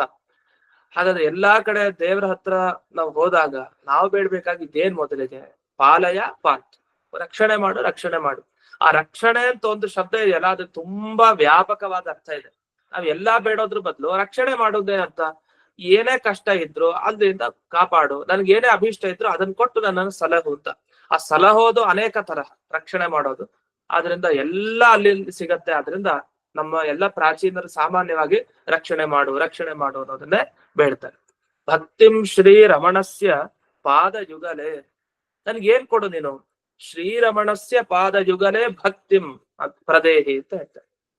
ಶ್ರೀರಮಣ ಯಾರು? ಭಗವಂತ. ಆ ಶ್ರೀರಮಣನ ಪಾದ ಯುಗಲ ಅಂದ್ರೆ ಎರಡು ಪಾದ ಕಮಲಗಳಲ್ಲಿ ಭಕ್ತಿಯನ್ನ ನನಗೆ ಪ್ರದೇಹಿ, ನನಗೆ ಕೊಡು. ಯಾಕೆಂದ್ರೆ ನನ್ನ ಮೇಲೆ ನಿನಗೆ ತುಂಬಾ ಪ್ರೀತಿ ಅಂತ ಹೇಳಿ ನಾವೇ ಪ್ರಾರ್ಥನೆ ಮಾಡೋದು ಭಗವಂತನಿಗೆ. ಯಾಕೆಂದ್ರೆ ನಮ್ಗೆ ಬುದ್ಧಿ ಬಂದಿದೆ ಅಂದ್ರೆ ಅವನನ್ನು ಸ್ತೋತ್ರ ಮಾಡ್ಬೇಕು ಅಂತ ಭಗವಂತನಿಗೆ ನಮ್ಮೇಲೆ ಪ್ರೀತಿ ಇದೆ ಅಂತ ಅರ್ಥ. ಆ ಪ್ರೀತಿಯಿಂದಾಗಿ ಆ ಭಗವಂತನ ಈ ಪಾದ ಕಮಲಗಳೇನಿದೆ ಅಲ್ಲಿ ಭಕ್ತಿಯನ್ನ ನೀಡು ಅಂತ. ಇದನ್ನ ಯಾರ ಬಳಿ ನಾವು ಪ್ರಾರ್ಥನೆ ಮಾಡ್ತಾ ಇದೀವಿ? ಮುಖ್ಯ ಪ್ರಾಣ ದೇವರ ಬಳಿ ಪ್ರಾರ್ಥನೆಯನ್ನ ಮಾಡ್ತಾ ಇದೀವಿ. ಹಾಗಾಗಿ ಅಲ್ಲಿ ಈಶಾ ಅಂತ ಬಂದ್ ಬರ್ತೊಳಿ. ಪ್ರೀತ್ಯ ಪ್ರದೇಹಿ ಈಶಾ. ಈಶಾ ಅಂತಂದ್ರೆ ಯಾರು? ನಮ್ಮ ಎಲ್ಲ ಇಂದ್ರಿಯಗಳ ಈಶಾ, ಒಡೆಯ ಅಂದ್ರೆ ಮುಖ್ಯ ಪ್ರಾಣದೇವ. ಈಶಾ ನನಗೆ ಮುಖ್ಯ ಪ್ರಾಣನೇ, ನನಗೆ ನಿನ್ನ ಮೇಲೂ ಪ್ರೀತಿ ಇದೆ, ಆ ದೇವರ ಮೇಲೂ ಪ್ರೀತಿ ಇದೆ. ನನ್ನ ಮೇಲೆ ಪ್ರೀತಿಯನ್ನು ತೋರಿಸಿ ಆ ಭಗವಂತನ ಎರಡು ಪಾದಗಳಲ್ಲಿ ಭಕ್ತಿಯನ್ನ ನೀಡು ಅಂತ ಹೇಳ್ತಾರೆ. ಇನ್ನು ಇದೇನ್ ಬೇಡ್ಬೇಕು? ಒಂದು, ನಂಗೆ ಭಕ್ತಿ ಬೇಕು ದೇವರ ಬಗ್ಗೆ. ಇನ್ನೊಂದೇನ್ ಬೇಕಂದ್ರೆ ಯಾವಾಗ್ಲೂ ನನ್ನ ಮನಸ್ಸು ಆ ಭಗವಂತನ ಪಾದದ ಚಿಂತನೆಯಲ್ಲೇ ಮುಳುಗ್ಬೇಕು. ಅದಕ್ಕೋಸ್ಕರ ಮುಂದಿನ ಪ್ರಾರ್ಥನೆ ಮಚ್ಚಿತ್ತಂ ತತ್ ಪದ ಪದ್ಮ ಚಿಂತನ ರಥಂ. ನನ್ನ ಚಿತ್ತ, ನನ್ನ ಮನಸ್ಸು ಎಲ್ಲಿ ಮುಳುಗ್ಬೇಕು ಅಂದ್ರೆ ಆ ಭಗವಂತನ ಪಾದ ಕಮಲಗಳ ಚಿಂತನೆಯಲ್ಲಿ ಆಸಕ್ತ ಆಗ್ತದೆ. ಅದೇನು ಯಾವತ್ತೂ ಒಂದೊಂದ್ ದಿವ್ಸ ಅಲ್ಲ. ಈಗ ಹೇಗಾಗೋಯ್ತು ಅಂದ್ರೆ ಆರಾಧನೆ ಬಂದಾಗ ಅವ್ರ ಸ್ತೋತ್ರ, ಆಮೇಲೆ ಇನ್ನೊಂದು ವರ್ಷ ಬಂದಾಗ ಆರಾಧನೆ ಬಂದಾಗ್ಲೇ ಅವ್ರ ಸ್ತೋತ್ರ, ಹೀಗಾಗ್ಬಾರ್ದು. ಅಥವಾ ಮಧ್ವ ವಿಜಯ ಪಾರಾಯಣ ಯಾವಾಗ, ಮಧ್ವ ಜಯಂತಿ ಎಲ್ಲ ಬಂದಾಗ ಅಷ್ಟೇ ಬಿಟ್ಟು ನಾವು ಇನ್ನೊಂದು ಸಂದರ್ಭದಲ್ಲಿ ನೋಡೋದೇ ಇಲ್ಲ. ಹಾಗಾಗ್ಬಾರ್ದು. ಅದು ನಿತ್ಯಂ ವಿಧೇಹಿ ಅಚ್ಯುತಂ, ನಿತ್ಯಂ ವಿಧೇಹಿ, ಪ್ರತಿನಿತ್ಯ ನನಗೆ ಆ ಭಗವಂತನ ಪಾದ ಕಮಲಗಳಲ್ಲಿ ಭಕ್ತಿ ಮತ್ತೆ ಮನಸ್ಸು ಸದಾ ಅಲ್ಲೇ ಲೀನ ಆಗೋದು. ಇದೆರಡನ್ನ ಮಾಡು. ಆಮೇಲೆ ನೋಡಿ ಅಚ್ಯುತಂ ಅಂತ ಹೇಳ್ತಾರೆ. ವಿದೇಹಿ ಅಚ್ಯುತಂ ಅನ್ನೋದು ಇಲ್ಲಿ ಭಗವಂತನಿಗೆ ಅಚ್ಯುತ ಅಂತ ಕೇಳ್ತಾ ಇಲ್ಲ, ಮುಖ್ಯ ಪ್ರಾಣದೇವರಿಗೂ ಅಚ್ಯುತ ಅಂತ ಹೇಳ್ತಾ ಇಲ್ಲ. ನನ್ನ ಮನಸ್ಸು ಅಲ್ಲಿ ಚ್ಯುತಿ ಇರದೇನೆ ಅಲ್ಲೇ ಇರ್ಲಿ ಅಂತ. ನನ್ನ ಮನಸ್ಸು ಒಂದ್ಸರಿ ಅಲ್ಲಿ ಹೋಯ್ತಾ ಮತ್ತೆ ಎಡವಬಾರ್ದು ಅಂತ. ಈಗ ಪದವಿಯಿಂದ ಚ್ಯುತರಾಗೋದು ಅಂತ ಹೇಳ್ತೀವಿ, ಪದವಿಯಿಂದ ಬಿದ್ರು ಅಂತ ಅರ್ಥ ಕೆಳಗಡೆ, ಪದವಿ ಚ್ಯುತ. ಇಲ್ಲಿ ಚ್ಯುತ ಆಗದೆ ಇರೋನು ಅಚ್ಯುತರಾಗ್ತಾರೆ, ಚ್ಯುತ ಅಂತ ಹೇಳ್ತಾರೆ. ಚ್ಯುತ ಆಗದೆ ಇರೋರು ಅಚ್ಯುತ. ಹಾಗಾದ್ರೆ ಅಚ್ಯುತ ಆಗ್ಬೇಕು ಯಾವುದು? ನಮ್ಮ ಮನಸ್ಸು. ಒಂದ್ಸರಿ ನಮ್ಮ ಮನಸ್ಸು ಮೇಲಕ್ ಹೋಗಿ ದೇವರ ಬಗ್ಗೆ ಹಿಡ್ಕೊಳ್ತು ಅಂತ ಇಟ್ಕೊಳ್ಳಿ, ಅಲ್ಲಿಂದ ಕೆಳಗ್ ಬೀಳ್ಬಾರ್ದಲ್ಲ. ಅದನ್ನ ಅಚ್ಯುತವಾಗಿ ನನ್ನ ಮನಸ್ಸನ್ನು ಮಾಡು ಅಂತ ಕೇಳಿದ್ರು. ಇನ್ನು ಇದಾದ್ಮೇಲೆ ಮುಂದಿನ ಸಾಲು, ತ್ವತ್ತಾತಂ ಮಯಿ ಸುಪ್ರಸನ್ನ ಮಧುನಾ ವಿಜ್ಞಾಪ್ಯ ಕುರುವಂಜಸ. ಇನ್ನೊಂದು ತ್ವತ್ತಾತ, ನಿನಗೆ ಆ ಭಗವಂತ ತಾತ ಅಂತ ಪ್ರಾಣದೇವರ ಹತ್ರ ನಾವು ಹೇಳ್ತಾ ಇರೋದು. ಭಗವಂತ ಮುಖ್ಯ ಪ್ರಾಣದೇವರ ತಾತನೋ ತಂದೆನೋ? ವಸ್ತುತಃ ತಂದೆ. ತಾತ ಹೇಗಾದ? ನಾವು ಸಂಸ್ಕೃತದಲ್ಲಿ ತಾತ ಅನ್ನೋ ಶಬ್ದಕ್ಕೆ ತಂದೆ ಅಂತಾನೆ ಅರ್ಥ. ಅಂತೂ ತಾತ ಅಂದ್ರೆ ಮುಖ್ಯ ಪ್ರಾಣದೇವರ ತಂದೆ ಏನಿದ್ದಾರೆ ಭಗವಂತ, ಅವನು ನನ್ನ ಮೇಲೆ ಯಾವಾಗ್ಲೂ ಸಂತುಷ್ಟನಾಗ್ರಿ, ಸುಪ್ರಸನ್ನಂ, ಯಾವಾಗ್ಲೂ ನನಗೆ ಸುಪ್ರಸನ್ನನಾಗ್ರಿ ಅಂತ ನೀನು ಅವನ ಬಳಿ ಹೋಗಿ ಹೇಳಿ ಅದನ್ನ ಸಿದ್ಧಪಡಿಸು. ಗುರು ಅಂಜಸ ವಿಜ್ಞಾಪ್ಯ, ಈಗಲೇ ನನಗೆ ಚೆನ್ನಾಗಿ ನನ್ನ ಪರವಾಗಿ ನೀನು ಹೋಗಿ ದೇವರ ಹತ್ರ ವಿಜ್ಞಾಪನೆ ಮಾಡಿಕೊಂಡು ನನಗೆ ಅವನ ಸುಪ್ರಸನ್ನತೆಯನ್ನ ದೊರಕುವಂತೆ ಮಾಡು ಅಂತ ಕೇಳ್ತಾ ಇದ್ದಾರೆ. ಹಾಗಾದೇನಾಯ್ತು? ತ್ವತ್ತಾತಂ ಮಯಿ ಸುಪ್ರಸನ್ನಂ ಅಂಜಸಾ ಕುರು. ತ್ವತ್ತಾತಂ ಅಂದ್ರೆ ನಿನ್ನ ತಂದೆ, ಮಯಿ ಸುಪ್ರಸನ್ನಂ ಅಂದ್ರೆ ನನ್ನಲ್ಲಿ ಜೀವ ಯಾರು ಪ್ರಾರ್ಥನೆ ಮಾಡ್ತಾ ಇದ್ದೀನಿ ನನ್ನಲ್ಲಿ ಸುಪ್ರಸನ್ನನಾಗಿ ಕುರು ಮಾಡು. ಯಾವಾಗ ಮಾಡ್ಬೇಕು? ಅಧುನ, ಈಗ್ಲೇ ಮಾಡ್ಬೇಕು. ಹೇಗ್ ಮಾಡ್ಬೇಕು? ಅಂಜಸ, ಚೆನ್ನಾಗಿ ಮಾಡ್ಬೇಕು. ಅದಕ್ಕೆ ನೀನೇನ್ ಮಾಡ್ಬೇಕು? ವಿಜ್ಞಾಪ್ಯ, ಅಲ್ಲಿ ಹೋಗಿ ವಿಜ್ಞಾಪನೆ ಮಾಡ್ಬೇಕು. ಅದೇನರ್ಥ? ಕೊನೆಯದಾಗಿ ಇಷ್ಟ ಆಯ್ತು, ನಾವೆಲ್ಲ ಗುರುಗಳಲ್ಲಿ ಯಾಕೆ ಭಕ್ತಿ ಮಾಡ್ಬೇಕು? ನಾವು ಗುರುಗಳ ಹತ್ರ ಹೇಳ್ಕೊಂಡ್ರೆ ಗುರುಗಳೇನ್ ಮಾಡ್ತಾರೆ? ದೇವ್ರ ಹತ್ರ ಹೋಗಿ ಇಂಥ ಭಕ್ತ ಇದ್ದಾನೆ, ಇವ್ನು ಬೇಡ್ತಾ ಇದ್ದಾನೆ, ದಯವಿಟ್ಟು ಭಗವಂತ ಅನುಗ್ರಹ ಮಾಡು ಇವನಿಗೆ ಅಂತ ಅಲ್ಲಿ ಹೋಗಿ ಮುಖ್ಯ ಪ್ರಾಣ ದೇವರು ಗುರುಗಳು ಹೋಗಿ ಕೇಳ್ತಾರೆ. ಕೇಳ್ಕೊಂಡಾಗ ನಮ್ಗೆ ಇದೆಲ್ಲ ಸಿಗತ್ತೆ. ಈ ನಿಟ್ಟಿನಲ್ಲಿ ಈ ಪ್ರಾರ್ಥನೆ ಹೋಗ್ತಾ ಇದೆ. ಆದ್ರಿಂದ ವಾದಿರಾಜರು ಹೇಳ್ಕೊಟ್ಟಿದ್ ನಮ್ಗೆ ಏನಂದ್ರೆ, ಮುಖ್ಯ ಪ್ರಾಣ ದೇವರ ಪ್ರತೀಕವನ್ನ ನಾವು ಯಾವಾಗ ಇಟ್ಕೊಂಡು ಪೂಜೆ ಮಾಡ್ತೀವಲ್ಲ, ಆಗ ಮೊದಲಿಗೆ ಶ್ಲೋಕ ಹೇಳೋದು ತುಂಬಾ ಸಮಂಜಸ. ಏನ್ ಹೇಳ್ಬೇಕು ಮೊದಲು? ಮುಖ್ಯ ಪ್ರಾಣ ದೇವರಲ್ಲಿ ಏನ್ ಕೇಳ್ಕೊಡೋದು? ಏನಿಲ್ಲ, ನಿನ್ನ ಸ್ವಾಮಿಯಾದ ಆ ಭಗವಂತ ಏನಿದಾನೆ ಆ ಭಗವಂತನ ಬಗ್ಗೆ ನನಗೆ ಭಕ್ತಿ ಕೊಡು, ನನ್ನ ಮನಸ್ಸು ಅಲ್ಲೇ ಇರೋ ತರ ಯಾವಾಗ್ಲೂ ಮಾಡು, ಹಾಗೆ ಅವನಿಗೆ ನನ್ನ ಬಗ್ಗೆ ಖುಷಿ ಯಾವಾಗ್ಲೂ ಇರ್ಲಿ, ಆ ತರ ನನಗೆ ಅನುಗ್ರಹವನ್ನ ಮಾಡು. ಹೋಗಿ ವಿಜ್ಞಾಪನೆ ಮಾಡು ಮುಖ್ಯ ಪ್ರಾಣ, ಇಂದ್ರಿಯಗಳ ಗಡ ಸ್ವಾಮಿ, ನಾನು ನಿನ್ನ ದಾಸ, ನನ್ನ ರಕ್ಷಣೆ ಮಾಡೋದು ನಿನ್ನ ಕರ್ತವ್ಯ ಅನ್ನೋ ರೀತಿ ಅವನಿಗೆ ಎಚ್ಚರಿಸುವಂತೆ ಮುಖ್ಯ ಪ್ರಾಣನಿಗೆ ಈ ರೀತಿಯ ಪ್ರಾರ್ಥನೆಯನ್ನ ಮಾಡ್ತಾ ಇದ್ದಾರೆ. ಸರಿ, ಇದಾದ್ಮೇಲೆ ಮುಖ್ಯ ಪ್ರಾಣ ದೇವರ ಬಗ್ಗೆ ಸ್ತೋತ್ರ. ಮುಂದೆ ಈ ಮೊದಲನೇ ಶ್ಲೋಕ ಒಂದ್ ರೀತಿ ಮುಖ್ಯ ಪ್ರಾಣನ ಒಳಗಡೆ ಇರುವಂತಹ ಪ್ರಾಣ ಪರಮಾತ್ಮನ ಸ್ತೋತ್ರದಂತೆ. ಈಗ ಎರಡನೇದು ನೇರವಾಗಿ ಪ್ರಾಣಗಣಾಧಿನಾಥದ ಮುಖ್ಯ ಪ್ರಾಣ ದೇವರ ಬಗ್ಗೆನೇ ಇರುವಂತಹ ಸ್ತೋತ್ರ. ಎರಡನೇ ಶ್ಲೋಕಕ್ಕೆ ಹೋಗೋಣ. ತ್ವಯ್ಯುತ್ತಿಷ್ಠತೆ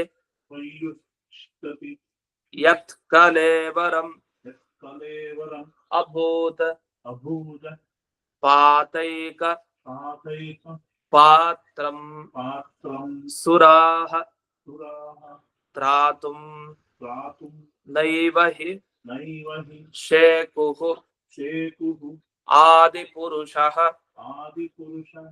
ಅಪ್ಯಾಸೀತ್ ಉಪೇಕ್ಷಾರತಃ ಶ್ವಾಸಾಖ್ಯಂ ಮನುಮಸ್ಯ ಯತ್ ತವ ವಶಂ ಬ್ರೂತೆ ಅವಿಗೀತಾ ಶ್ರುತಿಃ ಸತ್ವಂ ಪ್ರಾಣ ಗಣಾಧಿನಾಥ ದಯಯ ದಾಸಂ ಹಿ ಮಾಂ ಪಾಲಯ ಸತ್ವಂ ಪ್ರಾಣಗಣಾಧಿನಾಥ. ಅಂಥ ಪ್ರಾಣಗಣಗಳಿಗೆ ಅಧಿನಾಥನಾದ ನೀನು ದಾಸನಾದ ನನ್ನನ್ನು ಕಾಪಾಡು. ಇದು ಹಿಂದಿನ ಶ್ಲೋಕದಲ್ಲಿ ಬಂದ ಹಾಗೆ ಸೇಮ್ ಲೈನ್, ಅದೇ ಅರ್ಥ. ಅದಕ್ಕೆ ಇನ್ನು 3 ಲೈನ್ ಅಲ್ಲಿ ಏನ್ ಹೇಳಿದ್ದಾರೆ ನೋಡೋಣ. ತ್ವಯಿ ಉತ್ತಿಷ್ಠತಿ ಯತ್ ಕಲೇವರಂ ಅಭೂತ್.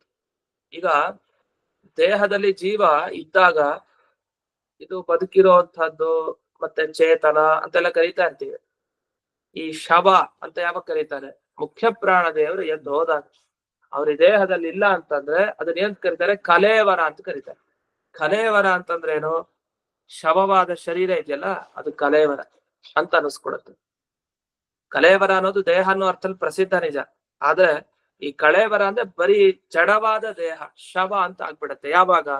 ತ್ವಯಿ ಉತ್ತಿಷ್ಠತಿ, ನೀನು ಯಾವಾಗ ಮೇಲಕ್ಕೆ ಹೊರಡ್ತೀಯ ಆಗ ಯತ್ ಕಲೇವರಂ ಅಭೂತ್, ಯಾವುದು ಶವ ಆಗ್ಬಿಡತ್ತೆ ಅಂತ. ಇದೊಂದು ಸಾಕಲ್ಲ, ಹೆದರಿಕೆ ಆಗ್ಬಿಡತ್ತೆ ನಮ್ಗೆ. ಮುಖ್ಯ ಪ್ರಾಣದೇವರು ಇದ್ರೆ ಸರಿ, ಅವ್ರು ಹೊರಟ್ರೆ ಮುಗ್ದಾಯ್ತು ನಮ್ ಕಥೆ. ಹಾಗಾಗಿ ಇದು ಪ್ರಾಣ ಗಣಾಧಿನಾಥ ಅಂದ್ರೆ ದೇಹನೇನಿರಲ್ಲ. ಇನ್ನು ಪಾತೈಕ ಪಾತ್ರಂ. ಪಾತೈಕ ಪಾತ್ರಂ ಅಂದ್ರೆ ಏನು? ಹಿಂದೆ ನಮಗೆ ಒಂದು ಕಥೆಯನ್ನು ಕೇಳಿದೆ. ಹಿಂದೆ ಅಂದ್ರೆ ಹಿಂದಿನ ಕಾಲದಲ್ಲಿ ನಡೆದ ಉಪನಿಷತ್ತಿನಲ್ಲಿ ಬಂದಂತಹ ಘಟನೆ. ಒಂದು ದೇಹದಲ್ಲಿ ಎಲ್ಲ ದೇವತೆಗಳು ಹೋಗ್ತಾರೆ, ಸ್ಪರ್ಧೆ ನಡೆಯುತ್ತೆ, ನಾನ್ ಶ್ರೇಷ್ಠ ನಾನ್ ಶ್ರೇಷ್ಠ ಅಂತ. ಅದು 3 ತರ ಕಥೆ ಇದೆ. ಅದು ಒಂದೊಂದು ಉಪನಿಷತ್ತಲ್ಲಿ ಒಂದೊಂದು ಕಥೆ. ಅದು ಅದರಲ್ಲಿ ಒಂದು ಭಾಗ ಏನ್ ಬರೋದು ಅಂದ್ರೆ, ಎಲ್ಲಾ ದೇವತೆಗಳಿಗೆ ಸ್ಪರ್ಧೆ ಆಯ್ತು, ನಾನ್ ಶ್ರೇಷ್ಠನು ಅಂತ. ಅಗ್ನಿ ದೇವರಿಗೆ ಮತ್ತೆ ಈ ದಿಕ್ ದೇವತೆಗಳಿಗೆ, ದಿಗಭಿಮಾನಿ ದೇವತೆಗಳು, ಒಬ್ಬೊಬ್ಬರಿಗೆ ಒಂದೊಂದು ಸ್ಪರ್ಧೆ ಆಯ್ತು. ಅದಕ್ಕೆ ಎಲ್ಲರೂ ಏನಂದ್ರು, ಒಂದು ದೇಹ ನಿರ್ಮಾಣ ಮಾಡಿದ್ರು. ಆ ದೇಹದಲ್ಲಿ ಯಾರು ಹೋದ್ರೆ ಆ ದೇಹ ಹೇಳುತ್ತೋ ಅವ್ರು ಶ್ರೇಷ್ಠ ಅಂತ. ಎಲ್ಲಾ ಇಂದ್ರಿಯಾಭಿಮಾನಿ ದೇವತೆಗಳು ಒಬ್ಬೊಬ್ಬರೇ ಹೋದ್ರು. ಯಾರು ಹೋದ್ರು ಕೂಡ ಆ ದೇಹ ಹೇಳಲೇ ಇಲ್ಲ. ಆದ್ರೆ ಮುಖ್ಯ ಪ್ರಾಣ ದೇವರು ಹೋದಾಗ ತಕ್ಷಣ ಆ ದೇಹ ಹೇಳ್ತು. ಎದ್ದು ಕೂಡಲೇ ಅನ್ಕೊಂಡ್ರು, ಮುಖ್ಯ ಪ್ರಾಣ ದೇವರ ತರ ಸಾಮರ್ಥ್ಯ ಇರೋ ದೇವತೆ ಮತ್ತೊಬ್ರು ಇಲ್ಲ ಅಂತ. ಅಲ್ಲಿ ಭಗವಂತ ಏನು ಹೋಗ್ಲಿಲ್ಲ. ಆದ್ರೆ ಭಗವಂತ ಹೋಗ್ದೇನೆ ಅವ್ನು ಹಿಂದಕ್ಕಿದ್ದ. ಅವನು ಹೋಗಿದ್ರೆ ಎತ್ತೆ ಇಡ್ತಾ ಇತ್ತು. ಅದೇ ಕೇವಲ ಈ ಮುಖ್ಯ ಪ್ರಾಣ ಬ್ರಹ್ಮದೇವರ ಒಳಗಡೆ ದೇವತೆಗಳಿದ್ರೆ ಇಷ್ಟು ಬಗ್ಗೆ. ಲಕ್ಷ್ಮೀ ದೇವಿ ಹೋಗಿದ್ರು ಹೇಳ್ತಾ ಇತ್ತ ಆ ದೇಹ. ಲಕ್ಷ್ಮೀನಾರಾಯಣರು ಅಲ್ಲಿ ಇರ್ಲಿಲ್ಲ. ಅದೊಂದು ದೇಹವನ್ನ ನಿರ್ಮಾಣ ಮಾಡಿ ಆ ದೇಹದಲ್ಲಿ ಎಲ್ಲಾ ದೇವತೆಗಳು ಹೋದ್ರು, ಆಗ್ಲಿಲ್ಲ. ಕೊನೆ ಮುಖ್ಯ ಪ್ರಾಣ ಹೋದ, ಅದು ಆ ದೇಹ ಹೇಳ್ತು ಅಂತ. ಮತ್ತೆ ಆಮೇಲೆ ಏನ್ ಕೇಳ್ತೀವಿ? ಆಮೇಲೆ ಏನಿಲ್ಲ, ಮುಖ್ಯ ಪ್ರಾಣ ದೇವರು ಯಾರು ಹೊರಗ್ ಬಂದಾಗ ದೇಹ ಬೀಳತ್ತೋ ನೋಡೋಣ. ಸರಿ, ಎಲ್ಲಾ ದೇವತೆಗಳು ಹೊರಗ್ ಬಂದ್ರು. ಒಬ್ಬ ಇದು ಕಣ್ಣಿನ ಅಭಿಮಾನಿ ದೇವತೆ ಹೊರಗ್ ಬಂದ ಕುರುಡ ಆದ ಅಷ್ಟೇ. ಕಿವಿ ಅಭಿಮಾನಿ ಬಂದ್ರೆ ಕಿವುಡ ಆದ. ಹೀಗ ಒಬ್ಬೊಬ್ಬ ದೇವತೆ ಹೊರಗ್ ಬಂದಾಗ್ಲು ಒಂದೊಂದು ದೇಹಕ್ಕೊಂದು ಬೇರೆ ಅವಸ್ಥೆ ಉಂಟಾಯ್ತು. ಆದ್ರೆ ಯಾವಾಗ ಮುಖ್ಯ ಪ್ರಾಣ ದೇವರು ಹೊರಗಡೆ ಬಂದ್ರು ಆಗ ದೇಹನೇ ಬಿದ್ದೋಯ್ತು ಅಂತ. ಹಾಗಾದ್ರೆ ಅವನಿದ್ರೆ ಹೇಳುತ್ತೆ, ಅವನು ಹೋದ್ರೆ ಬೀಳತ್ತೆ. ಅದು ಪಾತ ಏಕಪಾತ್ರಂ. ಪಾತ ಅಂದ್ರೆ ಬಿದ್ದೋಯ್ತು ಅಂತ. ಪಾತ ಏಕಪಾತ್ರಂ ಅಂದ್ರೆ ಬೀಳೋದೇ ಆಗೋಯ್ತು ಆ ದೇಹಕ್ಕೆ. ಆಗ ಸುರಾಹ ತ್ರಾತುಂ ನೈವಹಿ ಶೇಕು. ಸುರಾಹ ಅಂದ್ರೆ ದೇವತೆಗಳು. ದೇವತೆಗಳಿಗೆ ಆ ದೇಹವನ್ನ ಕಾಪಾಡ್ಕೊಳ್ಳಿಕ್ಕೆ ನಹಿಶೇಕು, ಅವ್ರಿಗೆ ಸಾಮರ್ಥ್ಯನೇ ಇರ್ಲಿಲ್ಲ, ಎಲ್ಲ ಅವ್ರಿಗಾಗ್ಲಿಲ್ಲ ಅಂತ. ಅದನ್ನ ಇಲ್ಲಿ ಹೇಳ್ತಾರೆ. ಹಾಗಾದ್ರೆ ಎಲ್ಲಾ ದೇವತೆಗಳಿಗಿಂತ ಉತ್ತಮ, ಹಾಗಾದ್ರೆ ಜೀವೋತ್ತಮ ಅಂತ ಅರ್ಥ. ಯಾರು? ಮುಖ್ಯ ಪ್ರಾಣದೇವರು. ಆ ಜೀವೋತ್ತಮತ್ವವನ್ನ ಹೇಳಲಿಕ್ಕೆ ಇಷ್ಟನ್ನ ಹೇಳಿದ್ದಾರೆ. ಇನ್ನೊಂದು ಅಲ್ಲಾಯ್ತು ಘಟನೆ. ಅದೇ ಘಟನೆಯಲ್ಲಿ ಏನಾಯ್ತಂದ್ರೆ, ಅವ್ರು ಅನ್ಕೊಂಡ್ರಂತೆ, ಮುಖ್ಯ ಪ್ರಾಣ ದೇವರು ಒಬ್ರು ಬಂದಾಗ ಈ ದೇಹ ಹೇಳ್ತಾನ, ಒಂದ್ ಕೆಲ್ಸ ಮಾಡೋಣ, ನಾವೆಲ್ಲ ಒಂದಾಗ್ಬಿಡೋಣ ಅಂತ ಮುಖ್ಯ ಪ್ರಾಣ ದೇವ್ರ ಪಕ್ಕಕ್ಕೆ ಹಾಕಿ ಎಲ್ಲಾ ದೇವತೆಗಳು ಒಂದಾದ್ರಂತೆ. ನಂದು ಒಂದ್ ಬೇಡ, ಈಗೆಲ್ಲ ದುಷ್ಟರು ಒಂದಾಗೋತಾರ, ಎಲ್ಲ ನಾವಿದ್ದು ಅವನೊಂದ್ ಸದೆ ಬಡಿಯೋಣ. ಒಬ್ಬೊಬ್ಬನ ಕೈಲಿ ಮುಖ್ಯ ಪ್ರಾಣ ದೇವ್ರನ್ನ ಸೋಲಿಸ್ಲಿಕ್ಕಾಗಲ್ಲ, ಒಟ್ಟಿಗೆ ಎಲ್ಲಾ ದೇವತೆಗಳು ಸೇರಿ ಸೋಲಿಸ್ಬಿಡೋಣ ಅಂತ ಹಾಗೂ ಯೋಚನೆ ಬರ್ತಂತೆ. ಹಂಗಂದ್ ದೇವತೆಗಳು ದುಷ್ಟರಲ್ಲ, ಆದ್ರೆ ಅವ್ರ ಅಹಂಕಾರ ದರ್ಪ ಶಮನ ಮಾಡ್ಬೇಕಾಗಿತ್ತು ಅಂತ. ಒಂದು ಅಷ್ಟೇ ಅಲ್ಲ, ಜಗತ್ತಿಗೆ ಜೀವೋತ್ತಮತ್ವವನ್ನ ತೋರಿಸ್ಲಿಕ್ಕೆ ಆ ರೀತಿ ಘಟನೆ ನಡೆದಿತ್ತು. ಆಮೇಲೆ ಎಲ್ಲಾ ದೇವತೆಗಳು ಒಟ್ಟಿಗೆ ನುಗ್ತಾರೆ, ಆ ದೇಹದ ಒಟ್ಟಿಗೆ ನುಗ್ತಾರೆ. ಒಟ್ಟಿಗೆ ನುಗ್ಗಿದ್ರು ಏನು ಆಗಲ್ಲ, ಯಾಕೆ ಮುಖ್ಯ ಪ್ರಾಣ ಬಂದಿರಲ್ಲ. ಹಾಗೆ ಒಟ್ಟಿಗೆ ಎಲ್ರು ಹೋಗ್ತಾರೆ, ಆಗ್ಲೂ ಬೀಳ್ಲಿಲ್ಲ, ಮುಖ್ಯ ಪ್ರಾಣದವರು ಇದ್ರು. ಹೀಗೆ ಒಟ್ಟಿಗೆ ಒಬ್ಬೊಬ್ಬರೇ ಅನ್ನೋ ರೀತಿಯಲ್ಲಿ ಆ ಕಥೆ ಸ್ವಲ್ಪ ವ್ಯತ್ಯಾಸವಾಗಿದೆ. ಹೀಗೆ ಮತ್ತೆ ಬೇರೆ ಬೇರೆ ಯುಗದಲ್ಲಿ ನಡೆದಿತ್ತು ಆ ಘಟನೆ ಅಂತಾನು ಹೇಳ್ತಾರೆ. ಅದೆಲ್ಲ ಒಂದ್ ರೀತಿ ದೇವತೆಗಳ ಲೀಲೆ ತರ, ಅದೆಲ್ಲ ತೋರಿಸ್ಲಿಕ್ಕೆ ನಮ್ಗೆ ಆ ರೀತಿ ಮಾಡಿರ್ತಾರೆ. ಸರ್, ಇಷ್ಟ ಅದೇ ಆದಿಪುರುಷೋಪಿ ಆಸೀದುಪೇಕ್ಷಾರತಃ, ಅದೊಂದು ಎಚ್ಚರಿಸ್ತಾರೆ. ಹಾಗಂತ ದೇವರಿಗಿಂತ ಮುಖ್ಯ ಪ್ರಾಣ ದೊಡ್ಡವನಲ್ಲ. ಆಗ ಆದಿಪುರುಷ ಉಪೇಕ್ಷಾರತಃ ಆಸೀತ್. ಆ ದೇಹದಲ್ಲಿ ಆದಿಪುರುಷ ಅಂದ್ರೆ ಮೂಲ ಪರಮಾತ್ಮ ಏನಿದ್ದ ಅವನು ಉಪೇಕ್ಷೆಯಿಂದ ಇದ್ದ ಅಂತ. ಅಂದ್ರೆ ವಸ್ತುತಃ ದೇವ್ರು ಎಲ್ಲಾ ಕಡೆ ಇದ್ದೇ ಇರ್ತಾನೆ. ಯಾವ ದೇಹ ತಗೊಂಡ್ರು ಆ ದೇಹದ ಒಳಗಡೆ ದೇವ್ರು ಇರ್ಲೇಬೇಕು. ನಾವೇನ್ ಅನ್ಕೊಳ್ತೀವಿ, ದೇವರ ಅಲ್ಲಿ ಮಾತ್ರ ಆ ದೇಹದಲ್ಲಿ ಬರ್ಲಿಲ್ಲ ಆ ಸಂದರ್ಭದಲ್ಲಿ, ಇಲ್ಲದೇನೆ ಅವನು ಬರೀ ಮುಖ್ಯ ಪ್ರಾಣ ಹೋದ ಮತ್ತೆ ಎಲ್ಲ ದೇವತೆಗಳು ಹೋದ್ರು ಅಂತ ಅಷ್ಟೇ ಅನ್ಕೊಂತೀವಿ. ವಸ್ತುತಃ ಭಗವಂತ ಸರ್ವವ್ಯಾಪಿ, ಅವನು ಎಲ್ಲಾ ಕಡೆ ವ್ಯಾಪಿಸ್ಕೊಂಡಿದ್ದಾನೆ ಅಂತ ನಮ್ಮ ಸಿದ್ಧಾಂತ. ಹಾಗ ಆ ಸಿದ್ಧಾಂತಕ್ಕೆ ವಿರುದ್ಧ ಆದಂಗ ಆಗ್ಬಿಡುತ್ತೆ. ಯಾಕೆ ಆ ದೇಹದಲ್ಲಿ ಇರಲ್ವಲ್ಲ ದೇವರು ಆ ಕ್ಷಣದಲ್ಲಿ ಇತ್ತ. ಆದ್ರೆ ದೇವರು ಇತ್ತ, ಆದ್ರೆ ಹೇಗಿತ್ತ? ಉಪೇಕ್ಷಾರತಃ. ಏನ್ ಬೇಕಾದ್ರೆ ಮಾಡ್ಕೊಳ್ಳಿ, ಇದು ನನ್ನ ಮಕ್ಕಳು ಆಡ್ತಾರೋ ಜಗಳ ಅನ್ನೋ ರೀತಿಯಲ್ಲಿ ಸುಮ್ಮನೆ ಮೌನವಾಗಿ ಉದಾಸೀನದಿಂದಿದ್ದ. ಹಾಗಾಗಿ ಅವಾಗ ದೇವತೆಗಳು ಯಾರಿಗೂ ಕೂಡ ಈ ಮುಖ್ಯ ಪ್ರಾಣದವರು ಎದ್ದು ಹೋದಾಗ ಆ ದೇಹವನ್ನ ರಕ್ಷಣೆ ಮಾಡ್ಕೊಳ್ಳಿಕ್ ಆಗ್ಲಿಲ್ಲ. ಈ ಘಟನೆಯನ್ನ ಈ 2 ಸಾಲಿನಲ್ಲಿ ತಿಳಿಸಿದ್ದಾರೆ. ತ್ರಾತುಂ ನೈವ ಹಿ ಶೇಖು, ಕಾಪಾಡ್ಕೊಳ್ಳಿಕ್ ಆಗ್ಲಿಲ್ಲ. ಆದಿಪುರುಷೋಪಿ ಉಪೇಕ್ಷಾರತಃ ಆಸೀತ್, ಆದಿಪುರುಷನಾದ ಪರಮಾತ್ಮ ಆಗ ಉಪೇಕ್ಷಾರತಃ ಆಸೀತ್, ಉಪೇಕ್ಷೆಯಿಂದ ಅಲ್ಲಿದ್ದ. ಇನ್ನು ಅಷ್ಟೇ ಅಲ್ಲ, ಇಷ್ಟೆಲ್ಲ ಮಹಿಮೆ ಹೇಳಿದ್ರಿಂದ ಏನ್ ಗೊತ್ತಾಯ್ತು? ಪ್ರತಿಯೊಬ್ಬ ಜೀವರಲ್ಲಿ ಹಂಸ ಮಂತ್ರ ಜಪವನ್ನ ಮಾಡ್ತಾ ಇದು ವಾಯುದೇವರು ತಾವು ಕಾಪಾಡ್ತಾ ಇದ್ದಾರೆ. ಅದನ್ನ ಮುಂದಿನ ಸಾಲ್ ತಿಳಿಸ್ತಾ ಇದೆ. ಶ್ವಾಸಾಖ್ಯಂ ಮನುಂ ಅಂತ ಹೇಳ್ತಾರೆ. ಶ್ವಾಸ ಅಂತಂದ್ರೆ ಏನು? ಶ್ವಾಸ ಅಂದ್ರೆ ಉಸಿರು, ಅಂದ್ರೆ ಹಂಸ, ಹಂಸ ಮಂತ್ರ ಜಪ ಅಂತಾನೆ. ಮನು ಅಂದ್ರೆ ಮಂತ್ರ ಅಂತ ಅರ್ಥ. ಶ್ವಾಸ ಅನ್ನುವ ಮಂತ್ರ ಅಂದ್ರೆ ಹಂಸ ಮಂತ್ರ ಜಪ. ಅಂದ್ರೆ ಹಂಸ ಸೋಹಂ ಸ್ವಾಹ ಅನ್ನೋ ಹಂಸ ಮಂತ್ರ ಜಪ ಇದೆ. ಹಂಸಃ ಸೋಹಂ ಸ್ವಾಹ. ಇದನ್ನ ನಾವು ಎಲ್ಲಿ ನೋಡ್ಬೇಕು? ತಂತ್ರಸಾರ ಸಂಗ್ರಹ ಗ್ರಂಥ ತೆಗೆದು ನೋಡ್ಬೇಕು. ಅಲ್ಲಿ ನಮಗೆ ವ್ಯಾಖ್ಯಾನಗಳಲ್ಲಿ ವಿಶೇಷವಾಗಿ ವಿವರಣೆಗಳಿರುತ್ತೆ. ಯಾವ ರೀತಿ ಈ ಮಂತ್ರದ ಪ್ರಕ್ರಿಯೆ ಇತ್ಯಾದಿಗಳೇನಿದೆ ಅದ್ರ ಬಗ್ಗೆ ಅಲ್ಲಿ ಸಿಗುತ್ತೆ ನಮ್ಗೆ. ಅಂತ ಶ್ವಾಸ ಮಂತ್ರ ಜಪವನ್ನ ನಿರಂತರವಾಗಿ ನೀವು ಮಾಡ್ತಾ ನಿಮ್ಮ ವಶದಲ್ಲೇ ಎಲ್ಲರನ್ನೂ ಕೂಡ ಇಟ್ಕೊಂಡಿದ್ದೀರಿ. ಇದು ನಾವು ಯಾರೋ ಸುಮ್ಮನೆ ಹೇಳ್ತಾ ಇರೋದಲ್ಲ, ವಾಯುದೇವರ ಭಕ್ತರಾಗಿ. ಅಭಿಗೀತ ಶ್ರುತಿ, ವೇದವಾಕ್ಯ ಇದೆ ಇದರಲ್ಲಿ ಅಂತ. ಶ್ರುತಿ ಇದ್ರೆ ವೇದ, ಅಭಿಗೀತ ಅಂದ್ರೆ ಇದ್ರ ಬಗ್ಗೆ ವಿವಾದನೆ ಇಲ್ಲ. ವಿವಾದ ಇಲ್ಲದೆ ನಿಶ್ಚಯವಾಗಿ ಅರ್ಥವನ್ನ ಹೇಳುವಂತಹ ಒಂದು ಶ್ರುತಿ ವೇದವಾಕ್ಯ ಇದೆ. ಅದೇನು ಹೇಳ್ತಾ ಇದೆ? ಈ ವಾಯುದೇವರ ಕೈಲೇ ಈ ಹಂಸ ಮಂತ್ರ ಜಪ ಇರೋದು, ಅವರೇ ಮಾಡ್ತಾರೆ, ಅವರೇ ಇಡೀ ಜಗತ್ತನ್ನ ತಮ್ಮ ವಶದಲ್ಲಿ ಇಟ್ಕೊಂಡಿದ್ದಾರೆ. ಇಂಥ ಪ್ರಾಣಗಣಾಧಿನಾಥ, ನನ್ನನ್ನ ದಯೆಯಿಂದ ನೀನು ಕಾಪಾಡು ಅಂತ ಹೇಳಿ ಪ್ರಾರ್ಥನೆಯನ್ನ ಮಾಡಿ. ಇಷ್ಟಾಗಿ ಮುಂದಕ್ಕೆ ಹೋಗೋಣ. ಮುಂದೆ ಈ ಹನುಮಂತನ ಪ್ರಾರ್ಥನೆಯನ್ನ ಮಾಡ್ತಾರೆ. ಇದುವರೆಗೆ ಮೊದಲು ದೇವರು, 2ನೇ ಶ್ಲೋಕದಲ್ಲಿ ಮೂಲ ವಾಯುದೇವರ ರೂಪ, 3ನೇ ಶ್ಲೋಕದಲ್ಲಿ ಹನುಮಂತನಿಗೆ ಬಂದ್ರು. ಅಂದ್ರೆ ಎಷ್ಟು ಬೇಗ ವಾಯುಸ್ತುತಿಯಲ್ಲಿ ನೀನು ಗಮನಿಸ್ಬೋದು. ಮೊದಲು ವಾಯುದೇವರು ಪ್ರಾರ್ಥನೆ ಮಾಡ್ತಾ ಬರ್ತಾರೆ, ಆಮೇಲೆ ಹನುಮಂತ, ಆಮೇಲೆ ಭೀಮ, ಆಮೇಲೆ ಮಧ್ವ, ಹೀಗೆ ಇಷ್ಟನ್ನ ಅಲ್ಲಿ ವಾಯುಸ್ತುತಿಯಲ್ಲಿ ಹೇಳಿದ್ದಾರೆ. ಆದ್ರೆ ಇಲ್ಲಿ ಒಂದು ಕ್ರಮ ಏನ್ ಮಾಡಿದ್ರು, ಮೊದಲಿಗೆ ಭಗವಂತನನ್ನು ಸೇರಿಸ್ಕೊಂಡ್ರು. ಇದು ಯಾಕೆ ಅಂದ್ರೆ ಇದಕ್ಕೊಂದು ನಖಸ್ತುತಿ ಅಂತ ಇಲ್ವಲ್ಲ, ಅದಕ್ಕೋಸ್ಕರ ಆ ನಖಸ್ತುತಿಯನ್ನ ಇಲ್ಲಿ ಅಂತರ್ಭಾವ ಮಾಡಿದಂತೆ ಈ ಶ್ಲೋಕಗಳಲ್ಲೇ ಮೊದಲನೇದೇ ಒಂದು ನಖಸ್ತುತಿ ತರ ದೇವರ ಸ್ತುತಿ ಮಾಡಿ ಆಮೇಲೆ ಒಂದೊಂದೇ ರೂಪದ ಚಿಂತನೆ ಮಾಡ್ತಾ ಹೋಗಿದ್ದಾರೆ. ಅಂದ್ರೆ ಯಾವ ರೂಪನೂ ಬಿಡೋ ಹಾಗಿಲ್ಲ. ಮೂಲ ರೂಪ, ಆಮೇಲೆ ಅವತಾರ ರೂಪ, 3 ರೂಪ ಅಷ್ಟನ್ನು ಪ್ರಾರ್ಥನೆ ಮಾಡಿದ್ದಾರೆ. ಈಗ ಹನುಮಂತನ ಬಗ್ಗೆ ಏನ್ ಹೇಳಿದ್ದಾರೆ ನೋಡೋಣ. 3ನೇ ಶ್ಲೋಕ. ಏನ ಆತ್ಮೀಯ ಜನಾವನಾಯ ಬಲಿನಾ ನೀತಃ ಪುರೋ ಚಾಚಲ ತೀರ್ಣಃ ಪೂರ್ಣ ಪಯೋನಿಧಿ ಫಲಹೃತ ದೃಷ್ಟಾ ಚ ಸೀತಾಕೃತಿ ತತ್ತೇ ಕಿಂ ತತ್ತೇ ಕಿಂ ಕಥನೀಯಮಸ್ತಿ ಜಗತಿ ವ್ಯಕ್ತಸ್ಯ ಸತ್ಪಾಲನೆ ಸ್ವಾಮಿನ್ ರಾಮ ಪದಾಬ್ಜಭಂಗ ತದವ ಶ್ರೀಮನ್ ಹನುಮನ್ ನಮಃ. ಆ ಕೊನೆ ಸಾಲಿಂದ ನೋಡೋಣ. ಸ್ವಾಮಿನ್ ರಾಮ ಪದಾಬ್ಜ ಭಂಗ. ಹನುಮಂತನಿಗೆ ಇಷ್ಟ ಆಗೋದು ಅಂದ್ರೆ ಈ ಪದ ಹೇಳ್ಬೇಕಂತೆ. ಏನು? ರಾಮ ಪದಾಬ್ಜ ಭಂಗ ನೀನು ಅಂತ. ಅದೇ ಇಷ್ಟ ಯಾರಿಗೆ? ಹನುಮಂತ ದೇವರಿಗೆ. ಹನುಮಂತ ದೇವರಿಗೆ ಅವರ ಪರಾಕ್ರಮ ಎಷ್ಟು ಹೇಳಿದ್ರು ಅದಕ್ಕಾಗೋ ಸಂತೋಷಕ್ಕಿಂತ ನೀನು ರಾಮನ ಪಾದ ಕಮಲಗಳಲ್ಲಿ ದುಂಬಿಯಂತೆ ಇದೆಯಾ ಅಂದ್ರೆ ಸಂತೋಷ.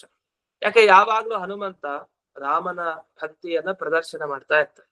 ಪ್ರದರ್ಶನ ಅಂದ್ರೆ ನಮಗ್ ಪ್ರದರ್ಶನ ಅಲ್ಲ, ರಾಮದೇವ್ರ ಮೇಲೆ ತನಗ್ ಭಕ್ತಿ ಇದೆ ಅಂತ ದೇವ್ರಿಗೆ ತೋರಿಸ್ಕೊಳ್ತಾ ಇರ್ತಾನೆ ಅಷ್ಟೇ.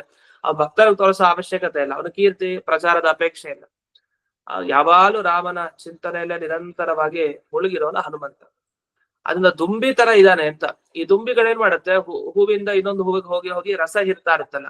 ಆದ್ರೆ ನಮ್ಮ ಹನುಮಂತನಿಗೆ ಇನ್ನೊಂದು ಹೂವಿಗೆ ಹೋಗೋ ಅವಶ್ಯಕತೆ ಇಲ್ಲ. ಒಂದು ಹೂ ಸಿಕ್ಕಿದೆ ರಾಮ, ಅವನ ಪಾದಗಳು ಅದರಲ್ಲೇ ಮುಳುಗಿದೆ. ಆ ದುಂಬಿ ನಿರಂತರ ಆ ರಸವನ್ನ ಹೀರ್ತಾ ಅಲ್ಲೇ ಇದೆ. ಅಂಥ ಹನುಮಂತ ಶ್ರೀಮನ್ ಹನುಮನ್. ಎಲೆ ಹನುಮಂತರೇ ಶ್ರೀಮನ್ ನೀನು ಅಂತ. ಶ್ರೀಮಂತ ಅಂದ್ರೆ ಅದು ಹನುಮಂತನೇ, ಬೇರೆಯವರಲ್ಲ. ಯಾಕೆ? ಸಂಪತ್ತಿರೋದು ಅಂದ್ರೆ ಹನುಮಂತನ ಹತ್ರನೇ ಅಷ್ಟು ಸಂಪತ್ತಿರೋದು. ಅದು ಯಾವ ಸಂಪತ್ತು? ಜ್ಞಾನ ಸಂಪತ್ತು. ಅಂಥ ಜ್ಞಾನ ಭಕ್ತಿ ಏನೇ ನಾವು ಬೇಡ್ಬೇಕು ಅಂದ್ರು ಆ ಹನುಮಂತನ ಬಳಿ ಬೇಡ್ಬೇಕು. ಅಂತ ಹನುಮಂತನೇ ಅವ ತದವ ಅಂತ. ಅವ ಅಂದ್ರೆ ಇದು ಕ್ರಿಯಾಪದ, ಗೊತ್ತಾಗಲ್ಲ ನಮ್ಗೆ. ಅವ ಅಂದ್ರೆ ಕ್ರಿಯಾಪದ. ರಕ್ಷಣೆ ಮಾಡು ಅಂತ ಪ್ರಾರ್ಥನೆಯನ್ನ ಮಾಡಿದೆ. ಹಾಗಾದ್ರೆ ಯಾಕೆ ರಕ್ಷಣೆನ ಬೇಡ್ಬೇಕು ಇವನ ಹನುಮಂತನ ಬಳಿ? ಅಯ್ಯೋ ಇವನ ಹತ್ರನೇ ಬೇಡ್ಬೇಕು. ಯಾಕೆ? ಇವನ ಮೂಲ ರೂಪಕ್ಕೆ ಹೋದ್ರೆ ಅದೇ ಉಸಿರಾಟ ಮಾಡಿಸ್ತಾ ಇರೋದು ನಮ್ ಕೈಯಲ್ಲಿ ವಾಯುದೇವ ರೂಪದಲ್ಲಿ. ಇನ್ನು ಹನುಮಂತನಾಗಿದ್ದಾಗಲೂ ಎಷ್ಟು ಜನರನ್ನು ಕಾಪಾಡದ ಹನುಮಂತ, ಅದನ್ನ ವಾದಿರಾಜರಲ್ಲಿ ನೆನಪಿಸ್ಕೊಡ್ತಾ ಇದ್ದಾರೆ. ಏನ ಆತ್ಮೀಯ ಜನಾಭನಾಯ, ತನ್ನವರನ್ನ ರಕ್ಷಣೆ ಮಾಡ್ಲಿಕ್ಕೋಸ್ಕರ ಆತ್ಮೀಯ ಜನರು ಅಂದ್ರೆ ಹನುಮಂತನ ಆತ್ಮೀಯರು ಯಾರು? ಕಪಿಗಳೆಲ್ಲ ಅಲ್ಲಿ ಬಿದ್ದಿದ್ರು, ಯುದ್ಧ ರಂಗದಲ್ಲಿ ಬಿದ್ದಿದ್ದಾರೆ. ಅವರ ಅವನಾಯ ರಕ್ಷಣೆ ಮಾಡ್ಬೇಕಾಗಿದೆ. ಅದಕ್ಕೇನ್ ಮಾಡ್ದ? ನೀತಃ ಪುರೋಚ್ಚಾಚಲ, ಉಚ್ಚ ಅಚಲ. ಉಚ್ಚ ಅಚಲ. ಅಚಲ ಅಂದ್ರೆ ಚಲಿಸದೆ ಇರೋದು ಯಾವುದು? ಪರ್ವತ. ಉಚ್ಚ ಪರ್ವತ, ಎತ್ತರದ ಸ್ಥಾನದಲ್ಲಿರೋ ಪರ್ವತ ಯಾವುದು? ಗಂಧಮಾದನ ಪರ್ವತ. ಎಲ್ಲ ಸಂಜೀವನಿ ಮುಂತಾದ ಔಷಧಿಗಳಿಗೆ ಆಶ್ರಯವಾದ ಪರ್ವತ. ಆ ಗಂಧಮಾದನ ಪರ್ವತವನ್ನ ತಾನು ಬಲಿನಾನೀತಃ, ಬಲಿಷ್ಠನಾದ ಈ ಹನುಮಂತ ತಾನು ಹೊತ್ಕೊಂಡ್ ಬಂದ. ತುಂಬಾ ಆಗ್ಲಿಲ್ಲ, ತುಂಬಾ ದೂರ ಇತ್ತು. ಪ್ರಾಕ್ 50 ಸಹಸ್ರ ಅಂತ ಹೇಳ್ತೀವಲ್ಲ ನಾವು ವಾಯುಸ್ತುತಿಯಲ್ಲಿ. ಆ ಭಾಗದ ಅರ್ಥವಂತ ನೆನಪಿಸ್ಕೊಡ್ತಾ ಇದೆ ಈ ಶ್ಲೋಕ. ಅದನ್ನ ಒಂದು ಕ್ಷಣದಲ್ಲಿ ಮಾಡ್ದ ಅಂತ ಹೇಳ್ತಾರೆ. ಎಷ್ಟು 50 ಸಹಸ್ರ ಯೋಜನ, 50 ಸಹಸ್ರ ಯೋಜನದಷ್ಟು ದೂರದಲ್ಲಿರೋದನ್ನ ಒಂದು ಕ್ಷಣದಲ್ಲಿ ಹೀಗ್ ಹೋಗಿ ಹಿಂಗ್ ತಗೊಂಬಂದ್ ಇಡೋದು ಮಾಡೋದಂದ್ರೆ ಇದು ಹೇಗ್ ಸಾಧ್ಯ? ಮತ್ತ ಆಮೇಲೆ ತಗೊಂಬಂದ ಮೇಲೆ ಅಲ್ಲಿ ಕಿತ್ತಿದ್ನಲ್ಲ, ಆಮೇಲೆ ಎಸದ್ನಲ್ಲ, ಇಲ್ಲಿಂದ ಮತ್ತೆ ಎಲ್ಲ ಉಪಯೋಗಿಸ್ತಾ ಆದ್ಮೇಲೆ ಎಸದ್ಮೇಲೆ ಹೇಗೆ ಅಲ್ಲಿ ಹೋಗಿ ಕೂತ್ಕೊಳ್ತು ಅಂದ್ರೆ ಇದು ಪರ್ವತ ಯಾರೋ ಕಿತ್ತಿದ್ರು ಅಂತ ಅನ್ಸೋದೇ ಇಲ್ಲ. ಅಷ್ಟು ಚೆನ್ನಾಗಿ ಹೋಗಿ ಇಲ್ಲಿಂದ ಎಸ್ದು ಕೂಡ ಅಲ್ಲಿ ಹೋಗಿ ಕೂತಿತ್ತಂತ. ಹಾಗೆ ಅದೇ ಹನುಮಂತನ ಆ ಒಂದು ಬುದ್ಧಿ ತೀಕ್ಷ್ಣತೆ, ಆ ಒಂದು ಪರಾಕ್ರಮಕ್ಕೆ ಯಾರು ಹೋಲಿಕೆನೇ ನೀಡ್ಲಿಕ್ಕೆ ಸಾಧ್ಯ ಇಲ್ಲ. ಅಂತ ಒಂದು ಪರಾಕ್ರಮ ಅಲ್ಲಿ ಹೇಳ್ತಾರೆ. ತದೈಕ ಕ್ಷಣೆ ಅಂತ, ತದೇಕ ಕ್ಷಣೆ ತ್ವಾಂ ಹಿ ಲೋಕಃ. ಒಂದೇ ಒಂದು ಕ್ಷಣದಲ್ಲಿ ಇದೆಲ್ಲ ನಡೆದೋಯ್ತು, ಲೋಕಕ್ಕೆ ಗೊತ್ತೇ ಆಗ್ಲಿಲ್ಲ. ಅದು ಹೆಂಗೆ ಅಂದ್ರೆ ಹಿಂಗ್ ಕಣ್ಮುಚ್ಚಿ ಹಿಂಗ್ ಕಣ್ ತೆಗಿಯೋ ಅಷ್ಟೊತ್ತಿಗೆ ಇದೆಲ್ಲ ಘಟನೆ ನಡೆದೋಯ್ತು ಅಂತ. ಅದು ಒಂದು ನಿಮಿಷ ಅಂದ್ರೆ ನಮ್ಗೆ ಅನಿಸ್ಬಿಡ್ಬೋದು. ಒಂದು ನಿಮಿಷ ಅಂದ್ರೆ ಓ ಅಂತ ಕಲ್ಪನೆ ಬರ್ಬೋದಲ್ಲ. ಹಿಂಗೊಂದು ಮುಳ್ಳು ಹೀಗ್ ಹೋಗ್ ಒಂದ್ ನಿಮಿಷ ಆಗೋಷ್ಟೊತ್ತಿಗೆ ಹನುಮಂತ ತಗೊಂಬನ್ನ. ಹಾಗಲ್ಲ, ಒಂದು ನಿಮಿಷ ಅಂದ್ರೆ ಶಾಸ್ತ್ರದಲ್ಲಿ ಕಣ್ರೆಪ್ಪೆ ಹಿಂಗ್ ಬಡ್ದ್ ಹಿಂಗ್ ತೆಗಿತೀವಲ್ಲ, ಹಿಂಗ್ ಒಂದ್ ನಿಮಿಷ ಹಿಂಗ್ ಅಂತೀವಲ್ಲ, ಅದು ಒಂದು ಕ್ಷಣ. ಈ ಕ್ಷಣದಲ್ಲಿ ಹನುಮಂತನ ಕೆಲ್ಸ ಅಂತ ಇದೆ, ಹೆಂಗೆ ಊಹಿಸ್ಕೊಳ್ಲಿಕ್ಕೂ ಸಾಧ್ಯ ಇಲ್ಲ. ಅಷ್ಟು ಹನುಮಂತನ ಪರಾಕ್ರಮ ಅಂತ. ಅಂತ ಹನುಮಂತ ತಾನು ಉಚ್ಚ ಅಚಲಹ, ಆ ಉಚ್ಚ ಅಚಲ ಏನಿದೆ ಅದನ್ನ ತಾನು ತಗೊಂಬಂದ, ಪರ್ವತವನ್ನು ತಗೊಂಬಂದ ರಕ್ಷಣೆ ಮಾಡಿದ. ಇದು ಒಂದಾಯ್ತು. ಇನ್ನೊಂದು ತೀರ್ಣ ಪೂರ್ಣ ಪಯೋನಿಧಿ. ಆ ದಕ್ಷಿಣ ಸಮುದ್ರ ಏನಿತ್ತು, ಲಂಕಾಪಟ್ಟಣಕ್ಕೆ ಹೋಗ್ಬೇಕಾದ್ರೆ ಅವನ ಆ ಸಮುದ್ರವನ್ನ ಹಾರಿದ. ಒಂದು ಆ ಪರ್ವತ ತಂದಿತ್ತು ತನ್ನವರಿಗೋಸ್ಕರ, ಇನ್ನೊಂದು ಶ್ರೀರಾಮಚಂದ್ರನಿಗೋಸ್ಕರ, ಮತ್ತೆ ಎಲ್ಲ ಕಪಿಗಳಿಗೆ ಆಗ್ತಾ ಇರ್ಲಿಲ್ಲ, ಅದಕ್ಕೋಸ್ಕರ ತಾನೇ ಆ ಸಮುದ್ರವನ್ನ ದಾಟದ. ಇದು ಯಾರ ಕೈಯಲ್ಲಿ ಸಾಧ್ಯನ? ಒಂದ್ ಕಡೆ ಆ ಕಡೆ ಹಾರ್ತಾನೆ ಆಕಾಶಕ್ಕೆ, ಪರ್ವತ ತಗೊಂಡ್ಬರ್ತಾನೆ, ರಕ್ಷಣೆ ಮಾಡ್ತಾನೆ. ಇನ್ನೊಂದ್ ಕಡೆ ಸಮುದ್ರನ ಹಾರ್ತಾನೆ, ಆಕಾಶ ಹಾರ್ಲಿಕ್ಕೂ ಬರುತ್ತೆ, ಸಮುದ್ರ ಹಾರ್ಲಿಕ್ಕೂ ಬರುತ್ತೆ ಅವನಿಗೆ. ಖಲಹೃತ ದೃಷ್ಟಾಚ ಸೀತಾಕೃತಿ. ಹಾಗೆ ಖಲ ದುಷ್ಟ ಅಂತ ಅರ್ಥ. ಖಲ ಅಂದ್ರೆ ಅದು ರಾವಣ. ರಾವಣ ಯಾರನ್ನ ಅಪಹರಿಸ್ಕೊಂಡು ಹೋಗಿದ್ದ? ಅಂತಹ ಸೀತೆಯನ್ನ ತಾನು ದೃಷ್ಟ ನೋಡಿದ. ಯಾವ್ದನ್ನ ನೋಡ್ದ ಅಂತ ಅರ್ಥ. ಸೀತೆಯನ್ನ ಅಪಹರಿಸ್ಕೊಂಡು ಹೋಗಿದ್ದಲ್ಲ. ಅಂದ್ರೆ ಅದೆಲ್ಲ ಚೆನ್ನಾಗಿ ವಾದಿರಾಜರು ಒಂದೊಂದು ತತ್ವ ಮನಸ್ಸಲ್ಲಿ ಇಟ್ಕೊಂಡು ಮಾತಾಡ್ತಾರೆ. ಸೀತಾ ಆಕೃತಿ ಅಂತ ಬರೀತಾರೆ. ದೃಷ್ಟಾಚ ಸೀತಾಕೃತಿ ಖಲಹೃತ. ಅಲ್ಲಿ ಸೀತೆಯನ್ನ ಹೊತ್ಕೊಂಡು ಹೋಗ್ಲಿಕ್ಕೆ ಆಗತ್ತ? ಅಲ್ಲಿ ಅವನಿಗೆ ಶಕ್ತಿ ಇಲ್ಲ ರಾವಣನಿಗೆ. ಲಕ್ಷ್ಮೀ ದೇವಿ ಅವನೇನ ಹೊತ್ಕೊಂಡು ಹೋಗೋದು. ಲಕ್ಷ್ಮಿ ಒಂದ್ಸರಿ ದುರ್ಗೆ ರೂಪ ತೋರಿಸಿದ್ರೆ ಓಡೋಗ್ಬಿಡ್ತಾ ಇದ್ದ ರಾವಣ. ಅದರಿಂದ ಅಲ್ಲಿ ಇದ್ದದ್ದು ಸೀತಾಕೃತಿ ಅಷ್ಟೇ. ಅದನ್ನ ಆಚಾರ್ಯರು ತಾತ್ಪರ್ಯದಲ್ಲಿ ಆ ಸುಂದರಕಾಂಡ ಭಾಗದಲ್ಲಿ ವರ್ಣಿಸ್ತಾರೆ, ಮಹಾಭಾರತ ತಾತ್ಪರ್ಯದಲ್ಲಿ ತುಂಬಾ ಚೆನ್ನಾಗಿ. ಅದ್ ಹೇಗೆ ಅಂದ್ರೆ ಮೂಲ ಸೀತೆಯಲ್ಲಿ ಯಾವ ತರ ಆಭರಣ ಇತ್ತೋ ಅದೇ ತರ ಆಭರಣ ಹೊತ್ತುಕೊಂಡು ಅಲ್ಲಿ ಇತ್ತಂತೆ. ಆ ಸೀತಾಕೃತಿ ಅಂತ ಸೀತಾಕೃತಿ ನೋಡಿದ. ತತ್ತೇ ಕಿಂ ಕಥನೀಯಮಸ್ತಿ ಜಗತಿ ವ್ಯಕ್ತಸ್ಯ ಸತ್ಪಾದನೆ. ಹಾಗಾಗಿ ನಿನ್ನ ಬಗ್ಗೆ ನಾನು ಏನ್ ಹೇಳೋದಿದೆ, ನೀನು ಸ್ಪಷ್ಟವಾಗಿ ತೋರಿಸಿದ್ಯಾ, ಸಜ್ಜನರನ್ನ ನೀನು ಕಾಪಾಡ್ತೀಯಾ. ಜಗತಿ ಸತ್ಪಾಲನೆ ವ್ಯಕ್ತಸ್ಯ, ನೀನು ಜಗತ್ತಿನಲ್ಲಿ ಯಾರ್ಯಾರು ಸಜ್ಜನರು ಅಂತಿದ್ದಾರೆ ಅವ್ರನ್ನ ಕಾಪಾಡೋದಲ್ಲಿ ನೀನು ವ್ಯಕ್ತ, ಯಾವಾಗ್ಲೂ ಕೂಡ ನೀನು ಎಲ್ಲರಿಗೂ ವ್ಯಕ್ತನಾಗಿ ತೋರಿಸಿದ್ಯಾ. ಅಂತ ನಿನ್ನ ಬಗ್ಗೆ ನಾನಿನ್ನೇನ್ ಹೇಳ್ಬೇಕು ಅಂತ. ಇಷ್ಟ ಎರಡು ಸಾಕು ಅಂತ ಅವ್ರು ವಾದಿರಾಜರು ಹೇಳುದು. ಒಂದು ಅಲ್ಲಿ ಹಾರಿದ್ದು ತಮ್ಮವ್ರು ರಕ್ಷಣೆ ಮಾಡಿದ್ದು ಗಂಧಮಾದನ ಪರ್ವತ ತಗೊಂಡ್ಬಂದು, ಮತ್ತೊಂದು ಸಮುದ್ರ ಹಾರ್ಕೊಂಡು ಅನ್ನೋಗ್ ಸೀತಾಕೃತಿ ನೋಡಿ ಮತ್ತೆ ರಾಮನ ಸಂದೇಶ ತಲುಪಿಸಿದ್ದು, ಸೀತೆಯ ಸಂದೇಶ ತಲುಪಿಸಿತ್ತು. ಈ ರೀತಿ ಈ ವಿಷಯಗಳನ್ನ ನೋಡಿದಾಗ ನಮಗೆ ಚೆನ್ನಾಗಿ ಅರ್ಥ ಆಯ್ತು, ನೀನು ಒಳ್ಳೆಯವ್ರಿಗೆ ಯಾವತ್ತೂ ರಕ್ಷಣೆ ಮಾಡೇ ಮಾಡ್ತೀರಾ. ಅಂತ ರಾಮ ಪದಾಬ್ಜ ಭೃಂಗ ಹನುಮಂತ ನನ್ನ ರಕ್ಷಣೆ ಮಾಡು ಅಂತ ಹೀಗೆ ಪ್ರಾರ್ಥನೆ ಮಾಡಿದ್ದಾರೆ. ಆದ್ರೆ ಇದೇ ವಾದಿರಾಜರು ಇನ್ನೊಂದು ವರ್ಗನೂ ಮಾಡ್ತಾರೆ. ಏನಂದ್ರೆ ಯುಕ್ತಿ ಮಲ್ಲಿಕಾದ ಮೊದಲಿಗೆ ಒಂದ್ ಮಾತು ಹೇಳ್ತಾರೆ ವಾದಿರಾಜರು. ಈ ಹನುಮಂತ, ಭೀಮ, ಮಧ್ವ ಈ ಮೂರು ರೂಪ ಮೂಲ ರೂಪ. ಇದರಲ್ಲಿ ಜನ ಎಲ್ಲ ಯಾವ ರೂಪದ ಬಗ್ಗೆ ಹೊಗಳುತ್ತಾರೆ ಅಂದ್ರೆ ಹನುಮಂತ ರೂಪದ ಬಗ್ಗೆ ಹೊಗಳುತ್ತಾರಂತೆ. ಯಾಕೆ? ಒಂದ್ ಸಮುದ್ರ ಹಾರಿದಾನೆ, ಸಮುದ್ರ ಹಾರಿದ ಎಷ್ಟು ಕಷ್ಟ, ಅದನ್ನ ಅಂಥ ಸಮುದ್ರ ಹಾರಿ ವಾಪಸ್ ಬರ್ಬೇಕು ಅಂದ್ರೆ ಎಂಥ ಪರಾಕ್ರಮಿ ಅಂತ. ಆದ್ರೆ ವಾದಿರಾಜರು ಹೇಳ್ತಾರೆ, ನಿಜ ಹನುಮಂತನ ರೂಪ ಹೊಗಳ್ಬೇಕು, ನಿಜ ಅದಷ್ಟು ಶಕ್ತಿನೇ ಇರೋದು, ಅದಕ್ಕಿಲ್ಲ ಅಂತಿಲ್ಲ. ಆದ್ರೆ ಅದೇ ತರಹ ಮಧ್ವಾಚಾರ್ಯರ ರೂಪವನ್ನು ಹೊಗಳ್ಬೇಕಂತ, ಇನ್ನು ಜಾಸ್ತಿನೇ ಪ್ರಚಾರಕ್ಕೆ ಬರ್ಬೇಕಂತೆ. ಯಾಕೆ ಅಂತಂದ್ರೆ ಹನುಮಂತ ಎಷ್ಟು ಹಾರಿ ತೋರಿಸಿದ್ನೋ ಆ ರೂಪದಲ್ಲಿ ಅದಕ್ಕಿಂತ ಜಾಸ್ತಿ ಹಾರೋದನ್ನ ಮಧ್ವಾಚಾರ್ಯ ರೂಪದಲ್ಲಿ ತೋರಿಸಿದಾರಂತೆ. ಇದು ಆಶ್ಚರ್ಯ ಅನ್ಸುತ್ತೆ. ಮಧ್ವಾಚಾರ್ಯ ಅಷ್ಟೊಂದು ಹಾರಿದಾರಂತ. ಸಮುದ್ರ ಹಾರಿ ತೋರಿಸಿದ್ರ, ಗಂಗಾ ನದಿಯನ್ನ ದಾಟಿಸಿದ್ರು ಅಂತ ಕೇಳ್ತೀವಿ. ಶಿಷ್ಯರು ತಾವು ಒಬ್ಬೊಬ್ರೆ ತಾವು ಹಿಡ್ಕೊಂಡ್ರು ಕಾವಿ ಶಾಟಿಯನ್ನ, ಆಮೇಲೆ ಆಚಾರ್ಯ ಕಾವಿ ಶಾಟಿ ಹಿಡ್ಕೊಂಡ್ರು, ಹಾಗೆ ಗಂಗಾ ನದಿಯನ್ನ ದಾಟಿಸಿದ್ರು ಅಂತ. ಆದ್ರೆ ಈ ಹಾರೋದನ್ನ ಎಲ್ಲಿ ಅಂತ, ಹಾರೋದನ್ನ ನಾವು ಚಿಕ್ಕ ವಾಸುದೇವಾಚಾರ್ಯರಾಗಿದ್ದಾಗ್ಲೂ ಹಾರೋದನ್ನ ಕೇಳ್ತೀವಿ. ಅಂದ್ರೆ ಚಿಕ್ಕ ಮಕ್ಕಳು ಏನ್ ಆಟ ಆಡ್ತಾರಲ್ಲ ಹಾಗೆ ಹಾರೋದಷ್ಟೇ. ಅದ್ರ ಒಂದು ಸಮುದ್ರ ಹಾರುವಷ್ಟು ಆ ರೀತಿಯಲ್ಲಿ ಮಧ್ವಾಚಾರ್ಯರು ಅಂದ್ರೆ ಅದು ಹಾರೋದು ಅನ್ನೋದಕ್ಕೆ ಈಗ ಅರ್ಥ ಅಂತೆ. ಅದು ಒಂದು ದೊಡ್ಡ ಸಮುದ್ರ ಅಂತೆ, ಅದನ್ನ ದಾಟಿದಾರಂತೆ. ಆ ಸಮುದ್ರಕ್ಕೆ ಒಂದು ಇತಿಮಿತಿ ಇಲ್ಲ. ಈಗ ದಕ್ಷಿಣ ಸಮುದ್ರ ಹಾರಿದ್ನಲ್ಲ ಹನುಮಂತ, ಅದಕ್ಕೊಂದು ಇತಿಮಿತಿ ಇದೆ. ಅದನ್ನ ಹಾರದ ಹನುಮಂತ ವಾಪಸ್ ಬಂದ. ಆದ್ರೆ ಇನ್ನೊಂದು ಸಮುದ್ರ ಇದೆ, ಆ ಸಮುದ್ರಕ್ಕೆ ಇತಿಮಿತಿ ಇಲ್ಲ, ಅದು ಅನಂತ ಸಮುದ್ರ ಅಂತೆ, ಅದಕ್ಕೆ ಅಂತ್ಯನೇ ಇಲ್ಲ. ಅಂತ ದೊಡ್ಡ ಸಮುದ್ರ ಅದು ಯಾವುದು? ಪ್ರಳಯ ಕಾಲದ ಸಮುದ್ರ ನಾವು ನೋಡಿದೀವಿ, ಅದಕ್ಕೆ ಅಂತ್ಯ ಇಲ್ಲ, ಅಷ್ಟು ದೊಡ್ಡದು ಅಂತ.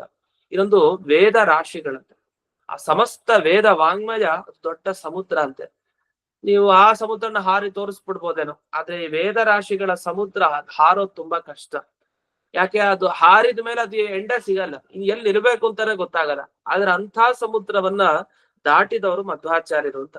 ಹಾಗಾದ್ರೆ ಅನಂತ ವೇದ ರಾಶಿಗಳ ಅರ್ಥವನ್ನ ತೀರ್ಮಾನ ಮಾಡಿ ಇದೇ ಶಾಸ್ತ್ರದ ಅರ್ಥ, ಇದನ್ನೇ ಪಾಲಿಸಿದ್ರೆ ಮೋಕ್ಷಕ್ಕೆ ಹೋಗ್ತಾನೊಬ್ಬ ವ್ಯಕ್ತಿ ಅಂತ ಅನಂತ ವೇದ ರಾಶಿಗಳೆಂಬ ಸಮುದ್ರವನ್ನ ಹಾರಿ ತೋರಿಸಿದ್ದಾರೆ. ಆ ಮಧ್ವಾಚಾರ್ಯ ರೂಪ ಎಂಥ ರೂಪ ಅಂತ ಹೊಗಳುತ್ತಾರೆ ವಾದಿರಾಜರು.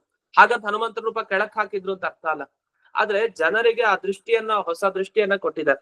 ಹನುಮಂತನ ಹೊಗಳೋ ಬರದಲ್ಲಿ ಮಧ್ವಾಚಾರ್ಯ ಮರಿಬೇಡಿ, ಇನ್ನೂ ಜಾಸ್ತಿ ಹೊಗಳಿ ಅಂತ. ಆ ರೂಪದಲ್ಲಿ ಅಂತ ಕೊಡುಗೆಯನ್ನ ಕೊಟ್ಟಿದ್ದಾರೆ ಆ ರೂಪದಲ್ಲಿ ಅಂತ ಹೇಳಿ. ಇನ್ನು ಮುಂದಕ್ಕೆ ಹೋಗೋಣ. ಮುಂದೇನೋ ಹನುಮಂತನ ಪ್ರಾರ್ಥನೆ. ಇವತ್ತು ಹನುಮಂತನ ಪ್ರಾರ್ಥನೆ ಮುಕ್ತಾಯ ಮಾಡೋಣ. ನಾಳೆ ದಿವಸ ಪೂರ್ತಿ ಸ್ತೋತ್ರ ಮುಕ್ತಾಯ ಆಗುತ್ತೆ. 4ನೇ ಶ್ಲೋಕಕ್ಕೆ ಹೋಗೋಣ. ಸೇವಾಭಿಃ ಪರಿತುಷ್ಟಧೀಃ ಕವಿಜನೈಃ ಗೇಯಾಭಿರಾದ್ಯಃ ಪುಮಾನ್ ಬ್ರಹ್ಮಾಣಂ ಕಿಲ ಭಾವಿನಂ ಸಮತನೋತ್ ಸಂತಂ ಭವಂತಂ ಪ್ರಭುಃ ಸಾಮ್ರಾಜ್ಯೇ ಸತಿ ವಿಸ್ಮೃತಿಃ ನಿಜಜನೆ ನಿಂದ್ಯಾಹಿ ಯತ್ವಾದೃಶಾಂ ಸ್ವಾಮಿನ್ ರಾಮ ಪದಾಬ್ಜ ಭೃಂಗ ತದವ ಶ್ರೀಮನ್ ಹನುಮನ್ ನಮಃ. ಕೊನೆ ಸಾಲು ಅದೇ ಅರ್ಥ. ಹೇ ಸ್ವಾಮಿ ರಾಮ ಪದಾಬ್ಜ ಭೃಂಗ ಹನುಮಂತ, ನನ್ನನ್ನ ಕಾಪಾಡು, ನಿನಗೆ ನಮಸ್ಕಾರ ಅಂತ. ಇಲ್ಲಿ ಹನುಮಂತರನ್ನ ಹೊಗಳುತ್ತಾರದಿಷ್ಟು. ನಿನ್ನ ಈ ಸೇವೆ ಏನಿದೆಯಲ್ಲ, ಆ ಸೇವೆ ಅದು ಒಂದಲ್ಲ ಎರಡಲ್ಲ, ಸೇವಾಭಿ ಬೇಕಾದಷ್ಟು ಸೇವೆ, ರಾಮನ ಸೇವೆನ ಹನುಮಂತ ಮಾಡಿದ್ದಾರೆ. ಅದರಿಂದ ಯಾರಿಗ್ ಸಂತೋಷ ಆಯ್ತು? ರಾಮನಿಗೆ ಸಂತೋಷ ಆಯ್ತು. ಯಾಕೆಂದ್ರೆ ಆ ಕೊನೆಯದಾಗ ನಾವು ಕೇಳ್ತೀವಲ್ಲ, ಒಂದು ಹಾರ ಸಮರ್ಪಣೆಯನ್ನ ಮಾಡ್ತಾರೆ. ಸೀತಾದೇವಿಗೆ ಅವಳಿಗೆ ತುಂಬಾ ಇಷ್ಟ, ಯಾರು ಹನುಮಂತನ ಕಂಡ್ರೆ. ರಾಮನಿಗೂ ತುಂಬಾ ಇಷ್ಟ. ಆದ್ರೆ ಯಾರಿಗ್ ಹಾಕ್ಬೇಕು ಅಂತ ಶ್ರೀರಾಮಚಂದ್ರನ ಹತ್ರ ನೋಡಿ ಕೇಳ್ತಾನೆ, ಈ ಹಾರ ಸಮರ್ಪಣೆ ಯಾರಿಗೆ, ಹಾರ ಯಾರಿಗ್ ಹಾಕ್ಬೇಕು ಅಂತ. ಆಗ ರಾಮಚಂದ್ರ ನಗ್ತಾನೆ. ಅದು ಸೀತೆಗೆ ರಾಮನ ಅಭಿಪ್ರಾಯ ಗೊತ್ತು, ರಾಮನಿಗೆ ಸೀತಾ ಅಭಿಪ್ರಾಯ ಗೊತ್ತು. ಕೊನೆಗೆ ಅದು ತಲುಪಿತ್ತು ಹನುಮಂತನಿಗೆ ಆ ಹಾರ. ಕೊನೆಗೆ ಸಮರ್ಪಣೆ ಮಾಡ್ತಾನೆ. ಅಷ್ಟೇ ಅಲ್ಲ, ಸಹಭೋಗ ಪ್ರದಾನ ಮಾಡ್ತಾನೆ ಅಂತ ಕೇಳ್ತೀವಿ ರಾಮಚಂದ್ರ ಹನುಮಂತನಿಗೆ. ಅದ್ರ ಆಲಿಂಗನ ಮಾಡ್ತಾನೆ ಈ ರಾಮ ಹನುಮಂತನ. ದೇವರು ಆಲಿಂಗನ ಮಾಡೋದು ಅಂದ್ರೆ ಅದು ತುಂಬಾ ಅಪರೂಪ. ಹಾಗೆ ಸಂತೋಷದಿಂದ ಹನುಮಂತನ ಆಲಿಂಗನ ಮಾಡಿ ಸಹಭೋಗ, ನಿಜವಾಗಿ ಏನು ಮೇಲೆ ಮೋಕ್ಷದ ಒಂದು ಸುಖ ಇದೆಯಲ್ಲ, ಆ ಒಂದು ಸುಖದ ಅಂಶ ಆ ಅನುಭವಕ್ಕೆ ಬಂದಂತೆ. ಆ ರೀತಿಯ ಅನುಭವವನ್ನ ತಂದುಕೊಟ್ಟ. ಈ ಸೇವೆಯನ್ನೆಲ್ಲ ಏನೇನು ಹನುಮಂತ ಮಾಡಿದ್ನಲ್ಲ, ಇದನ್ನೆಲ್ಲ ನೋಡಿ ಕವಿ ಜನೈಹಿ ಗೇಯಾಭಿರಾಧ್ಯ ಪುಮಾನ್. ಈ ಕವಿ ಜನರೆಲ್ಲ ಹನುಮಂತನ ಬಗ್ಗೆ ಅನೇಕ ಗಾನವನ್ನು ಮಾಡ್ತಾ ಇದ್ದಾರಂತೆ. ಕವಿ ಜನ ಅಂದ್ರೆ ಯಾರು? ಜ್ಞಾನಿಗಳು ಅಂತ ಅರ್ಥ. ಕವಿಗಳು ಅಂದ್ರೆ ಜ್ಞಾನಿಗಳು ಅಂತ ಅರ್ಥ. ಜ್ಞಾನಿಗಳಾದವರೆಲ್ಲ ಅನೇಕ ಗೇಯಾಭಿ ಆದ್ಯ ಪುಮಾನ್ ಅಂದ್ರೆ ಗೇಯಾಭಿಹಿ ಸೇವಾಭಿಹಿ ಅಂತ ಅಲ್ಲಿ ಅದನ್ನ ಇಟ್ಕೊಳ್ಬೇಕು. ಸೇವೆ ಹನುಮಂತ ಏನೇನ್ ಮಾಡ್ದ ಅದನ್ನೆಲ್ಲ ಗೇಯಾಭಿಹಿ ಗಾನ ಮಾಡ್ಲಿಕ್ಕೆ ಯೋಗ್ಯ ಅಂತ ಸೇವೆಗಳನ್ನ ಎಲ್ಲ ಜ್ಞಾನಿಗಳು ಕೂಡ ನಿನ್ನ ಬಗ್ಗೆ ನೀ ಏನ್ ಮಾಡಿದೆ ಅದನ್ನೆಲ್ಲ ಹೊಗಳ್ತಾ ಇದ್ದಾರೆ. ಅಷ್ಟೇ ಅಲ್ಲ, ಆ ಪರಮಾತ್ಮ ನಿನಗೆ ಎಂಥ ಅನುಗ್ರಹ ಮಾಡಿದ ಅಂದ್ರೆ ಬ್ರಹ್ಮಾಂಡಂ ಕಿರ ಭಾವಿನಂ, ಭಾವಿ ಬ್ರಹ್ಮ ಅಂತ. ಭಾವಿನಂ ಬ್ರಹ್ಮಾಂಡ, ನೀನೇ ಮುಂದೆ ಭಾವಿ ಬ್ರಹ್ಮನಾಗೋದು ಅಂತ ಭಾವಿ ಬ್ರಹ್ಮ ಪದವಿಯನ್ನ ಆ ಪ್ರಭು ಭಗವಂತ ನಿನಗೆ ಕೊಟ್ಟಿದ್ದಾನೆ. ಸಮತನೋತ್ ನಿನಗೆ ವ್ಯವಸ್ಥೆ ಮಾಡಿದ್ದಾನೆ. ಅಂತ ನಿನಗೆ ಸಾಮ್ರಾಜ್ಯೇ ಸತಿ, ಅದು ನಿನಗೆ ಪಟ್ಟಾಭಿಷೇಕ ಮಾಡಿದಾನೆ ಶ್ರೀರಾಮಚಂದ್ರ ಅಂತ. ಇದೇನ್ ಪಟ್ಟಾಭಿಷೇಕ ಮಾಡೋದು ಅಂದ್ರೆ, ರಾಮ ಪಟ್ಟಾಭಿಷೇಕ್ತನ ಕೂತ ಹನುಮಂತನ್ಗೇನ್ ಪಟ್ಟಾಭಿಷೇಕ ಮಾಡ್ದ ಅಂತಂದ್ರೆ ಹಾಗಲ್ಲ. ಪಟ್ಟಾಭಿಷೇಕ ಮಾಡಿದ್ ಎಲ್ಲಿ, ಯಾವ್ದಕ್ಕೆ ಅಂದ್ರೆ ಸಮಗ್ರ ಬ್ರಹ್ಮಾಂಡನೇ ಒಂದು ದೊಡ್ಡ ರಾಜ್ಯ. ಈ ಬ್ರಹ್ಮಾಂಡ ರಾಜ್ಯಕ್ಕೆ ರಾಜ ಯಾರು ಅಂತಂದ್ರೆ ಅದು ಹನುಮಂತ. ಅದೇ ಬ್ರಹ್ಮಾಂಡ ಸೃಷ್ಟಿ ಆಗೋದು ಯಾರಿಂದ?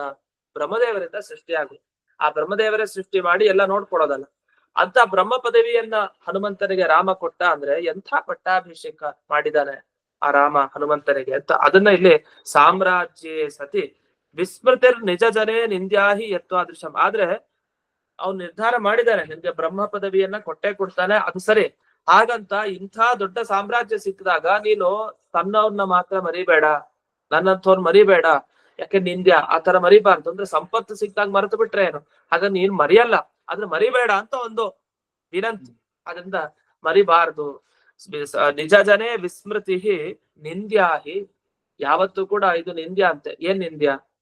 ನಿಂದನೀಯ ಅಂತ, ನಿಂದೆ ಮಾಡ್ಬೇಕಂತ. ಏನನ್ನ?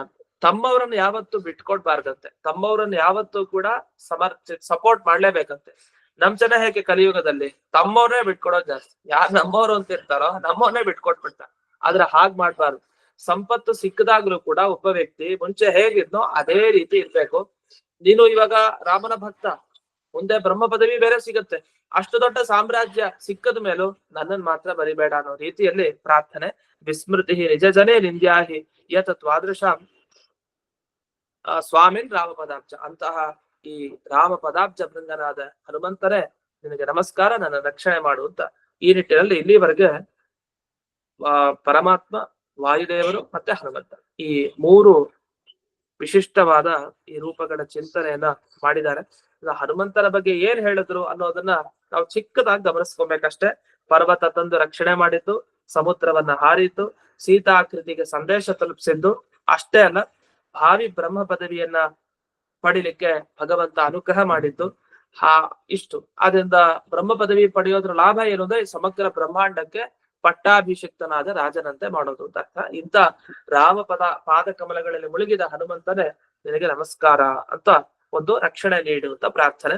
ಇನ್ನು ಪ್ರಾಣಗಣಾಧಿನಾಥ ಅಂತ ಪ್ರಾಣದೇವರ ಬಗ್ಗೆ ಹೇಳಿದ್ದು, ಆ ದೇಹದ ಒಂದು ಉಪನಿಷತ್ತಲ್ಲಿ ಬರುವಂತಹ ಚಿಂತನೆ ಅದನ್ನ ಹೇಳಿದ್ದು. ಮತ್ತೆ ಹಂಸ ಮಂತ್ರ ಜಪವನ್ನ ಮಾಡ್ತಾರೆ ಅಂಥ ವಾಯುದೇವರು ಅನ್ನುವ ಚಿಂತನೆ.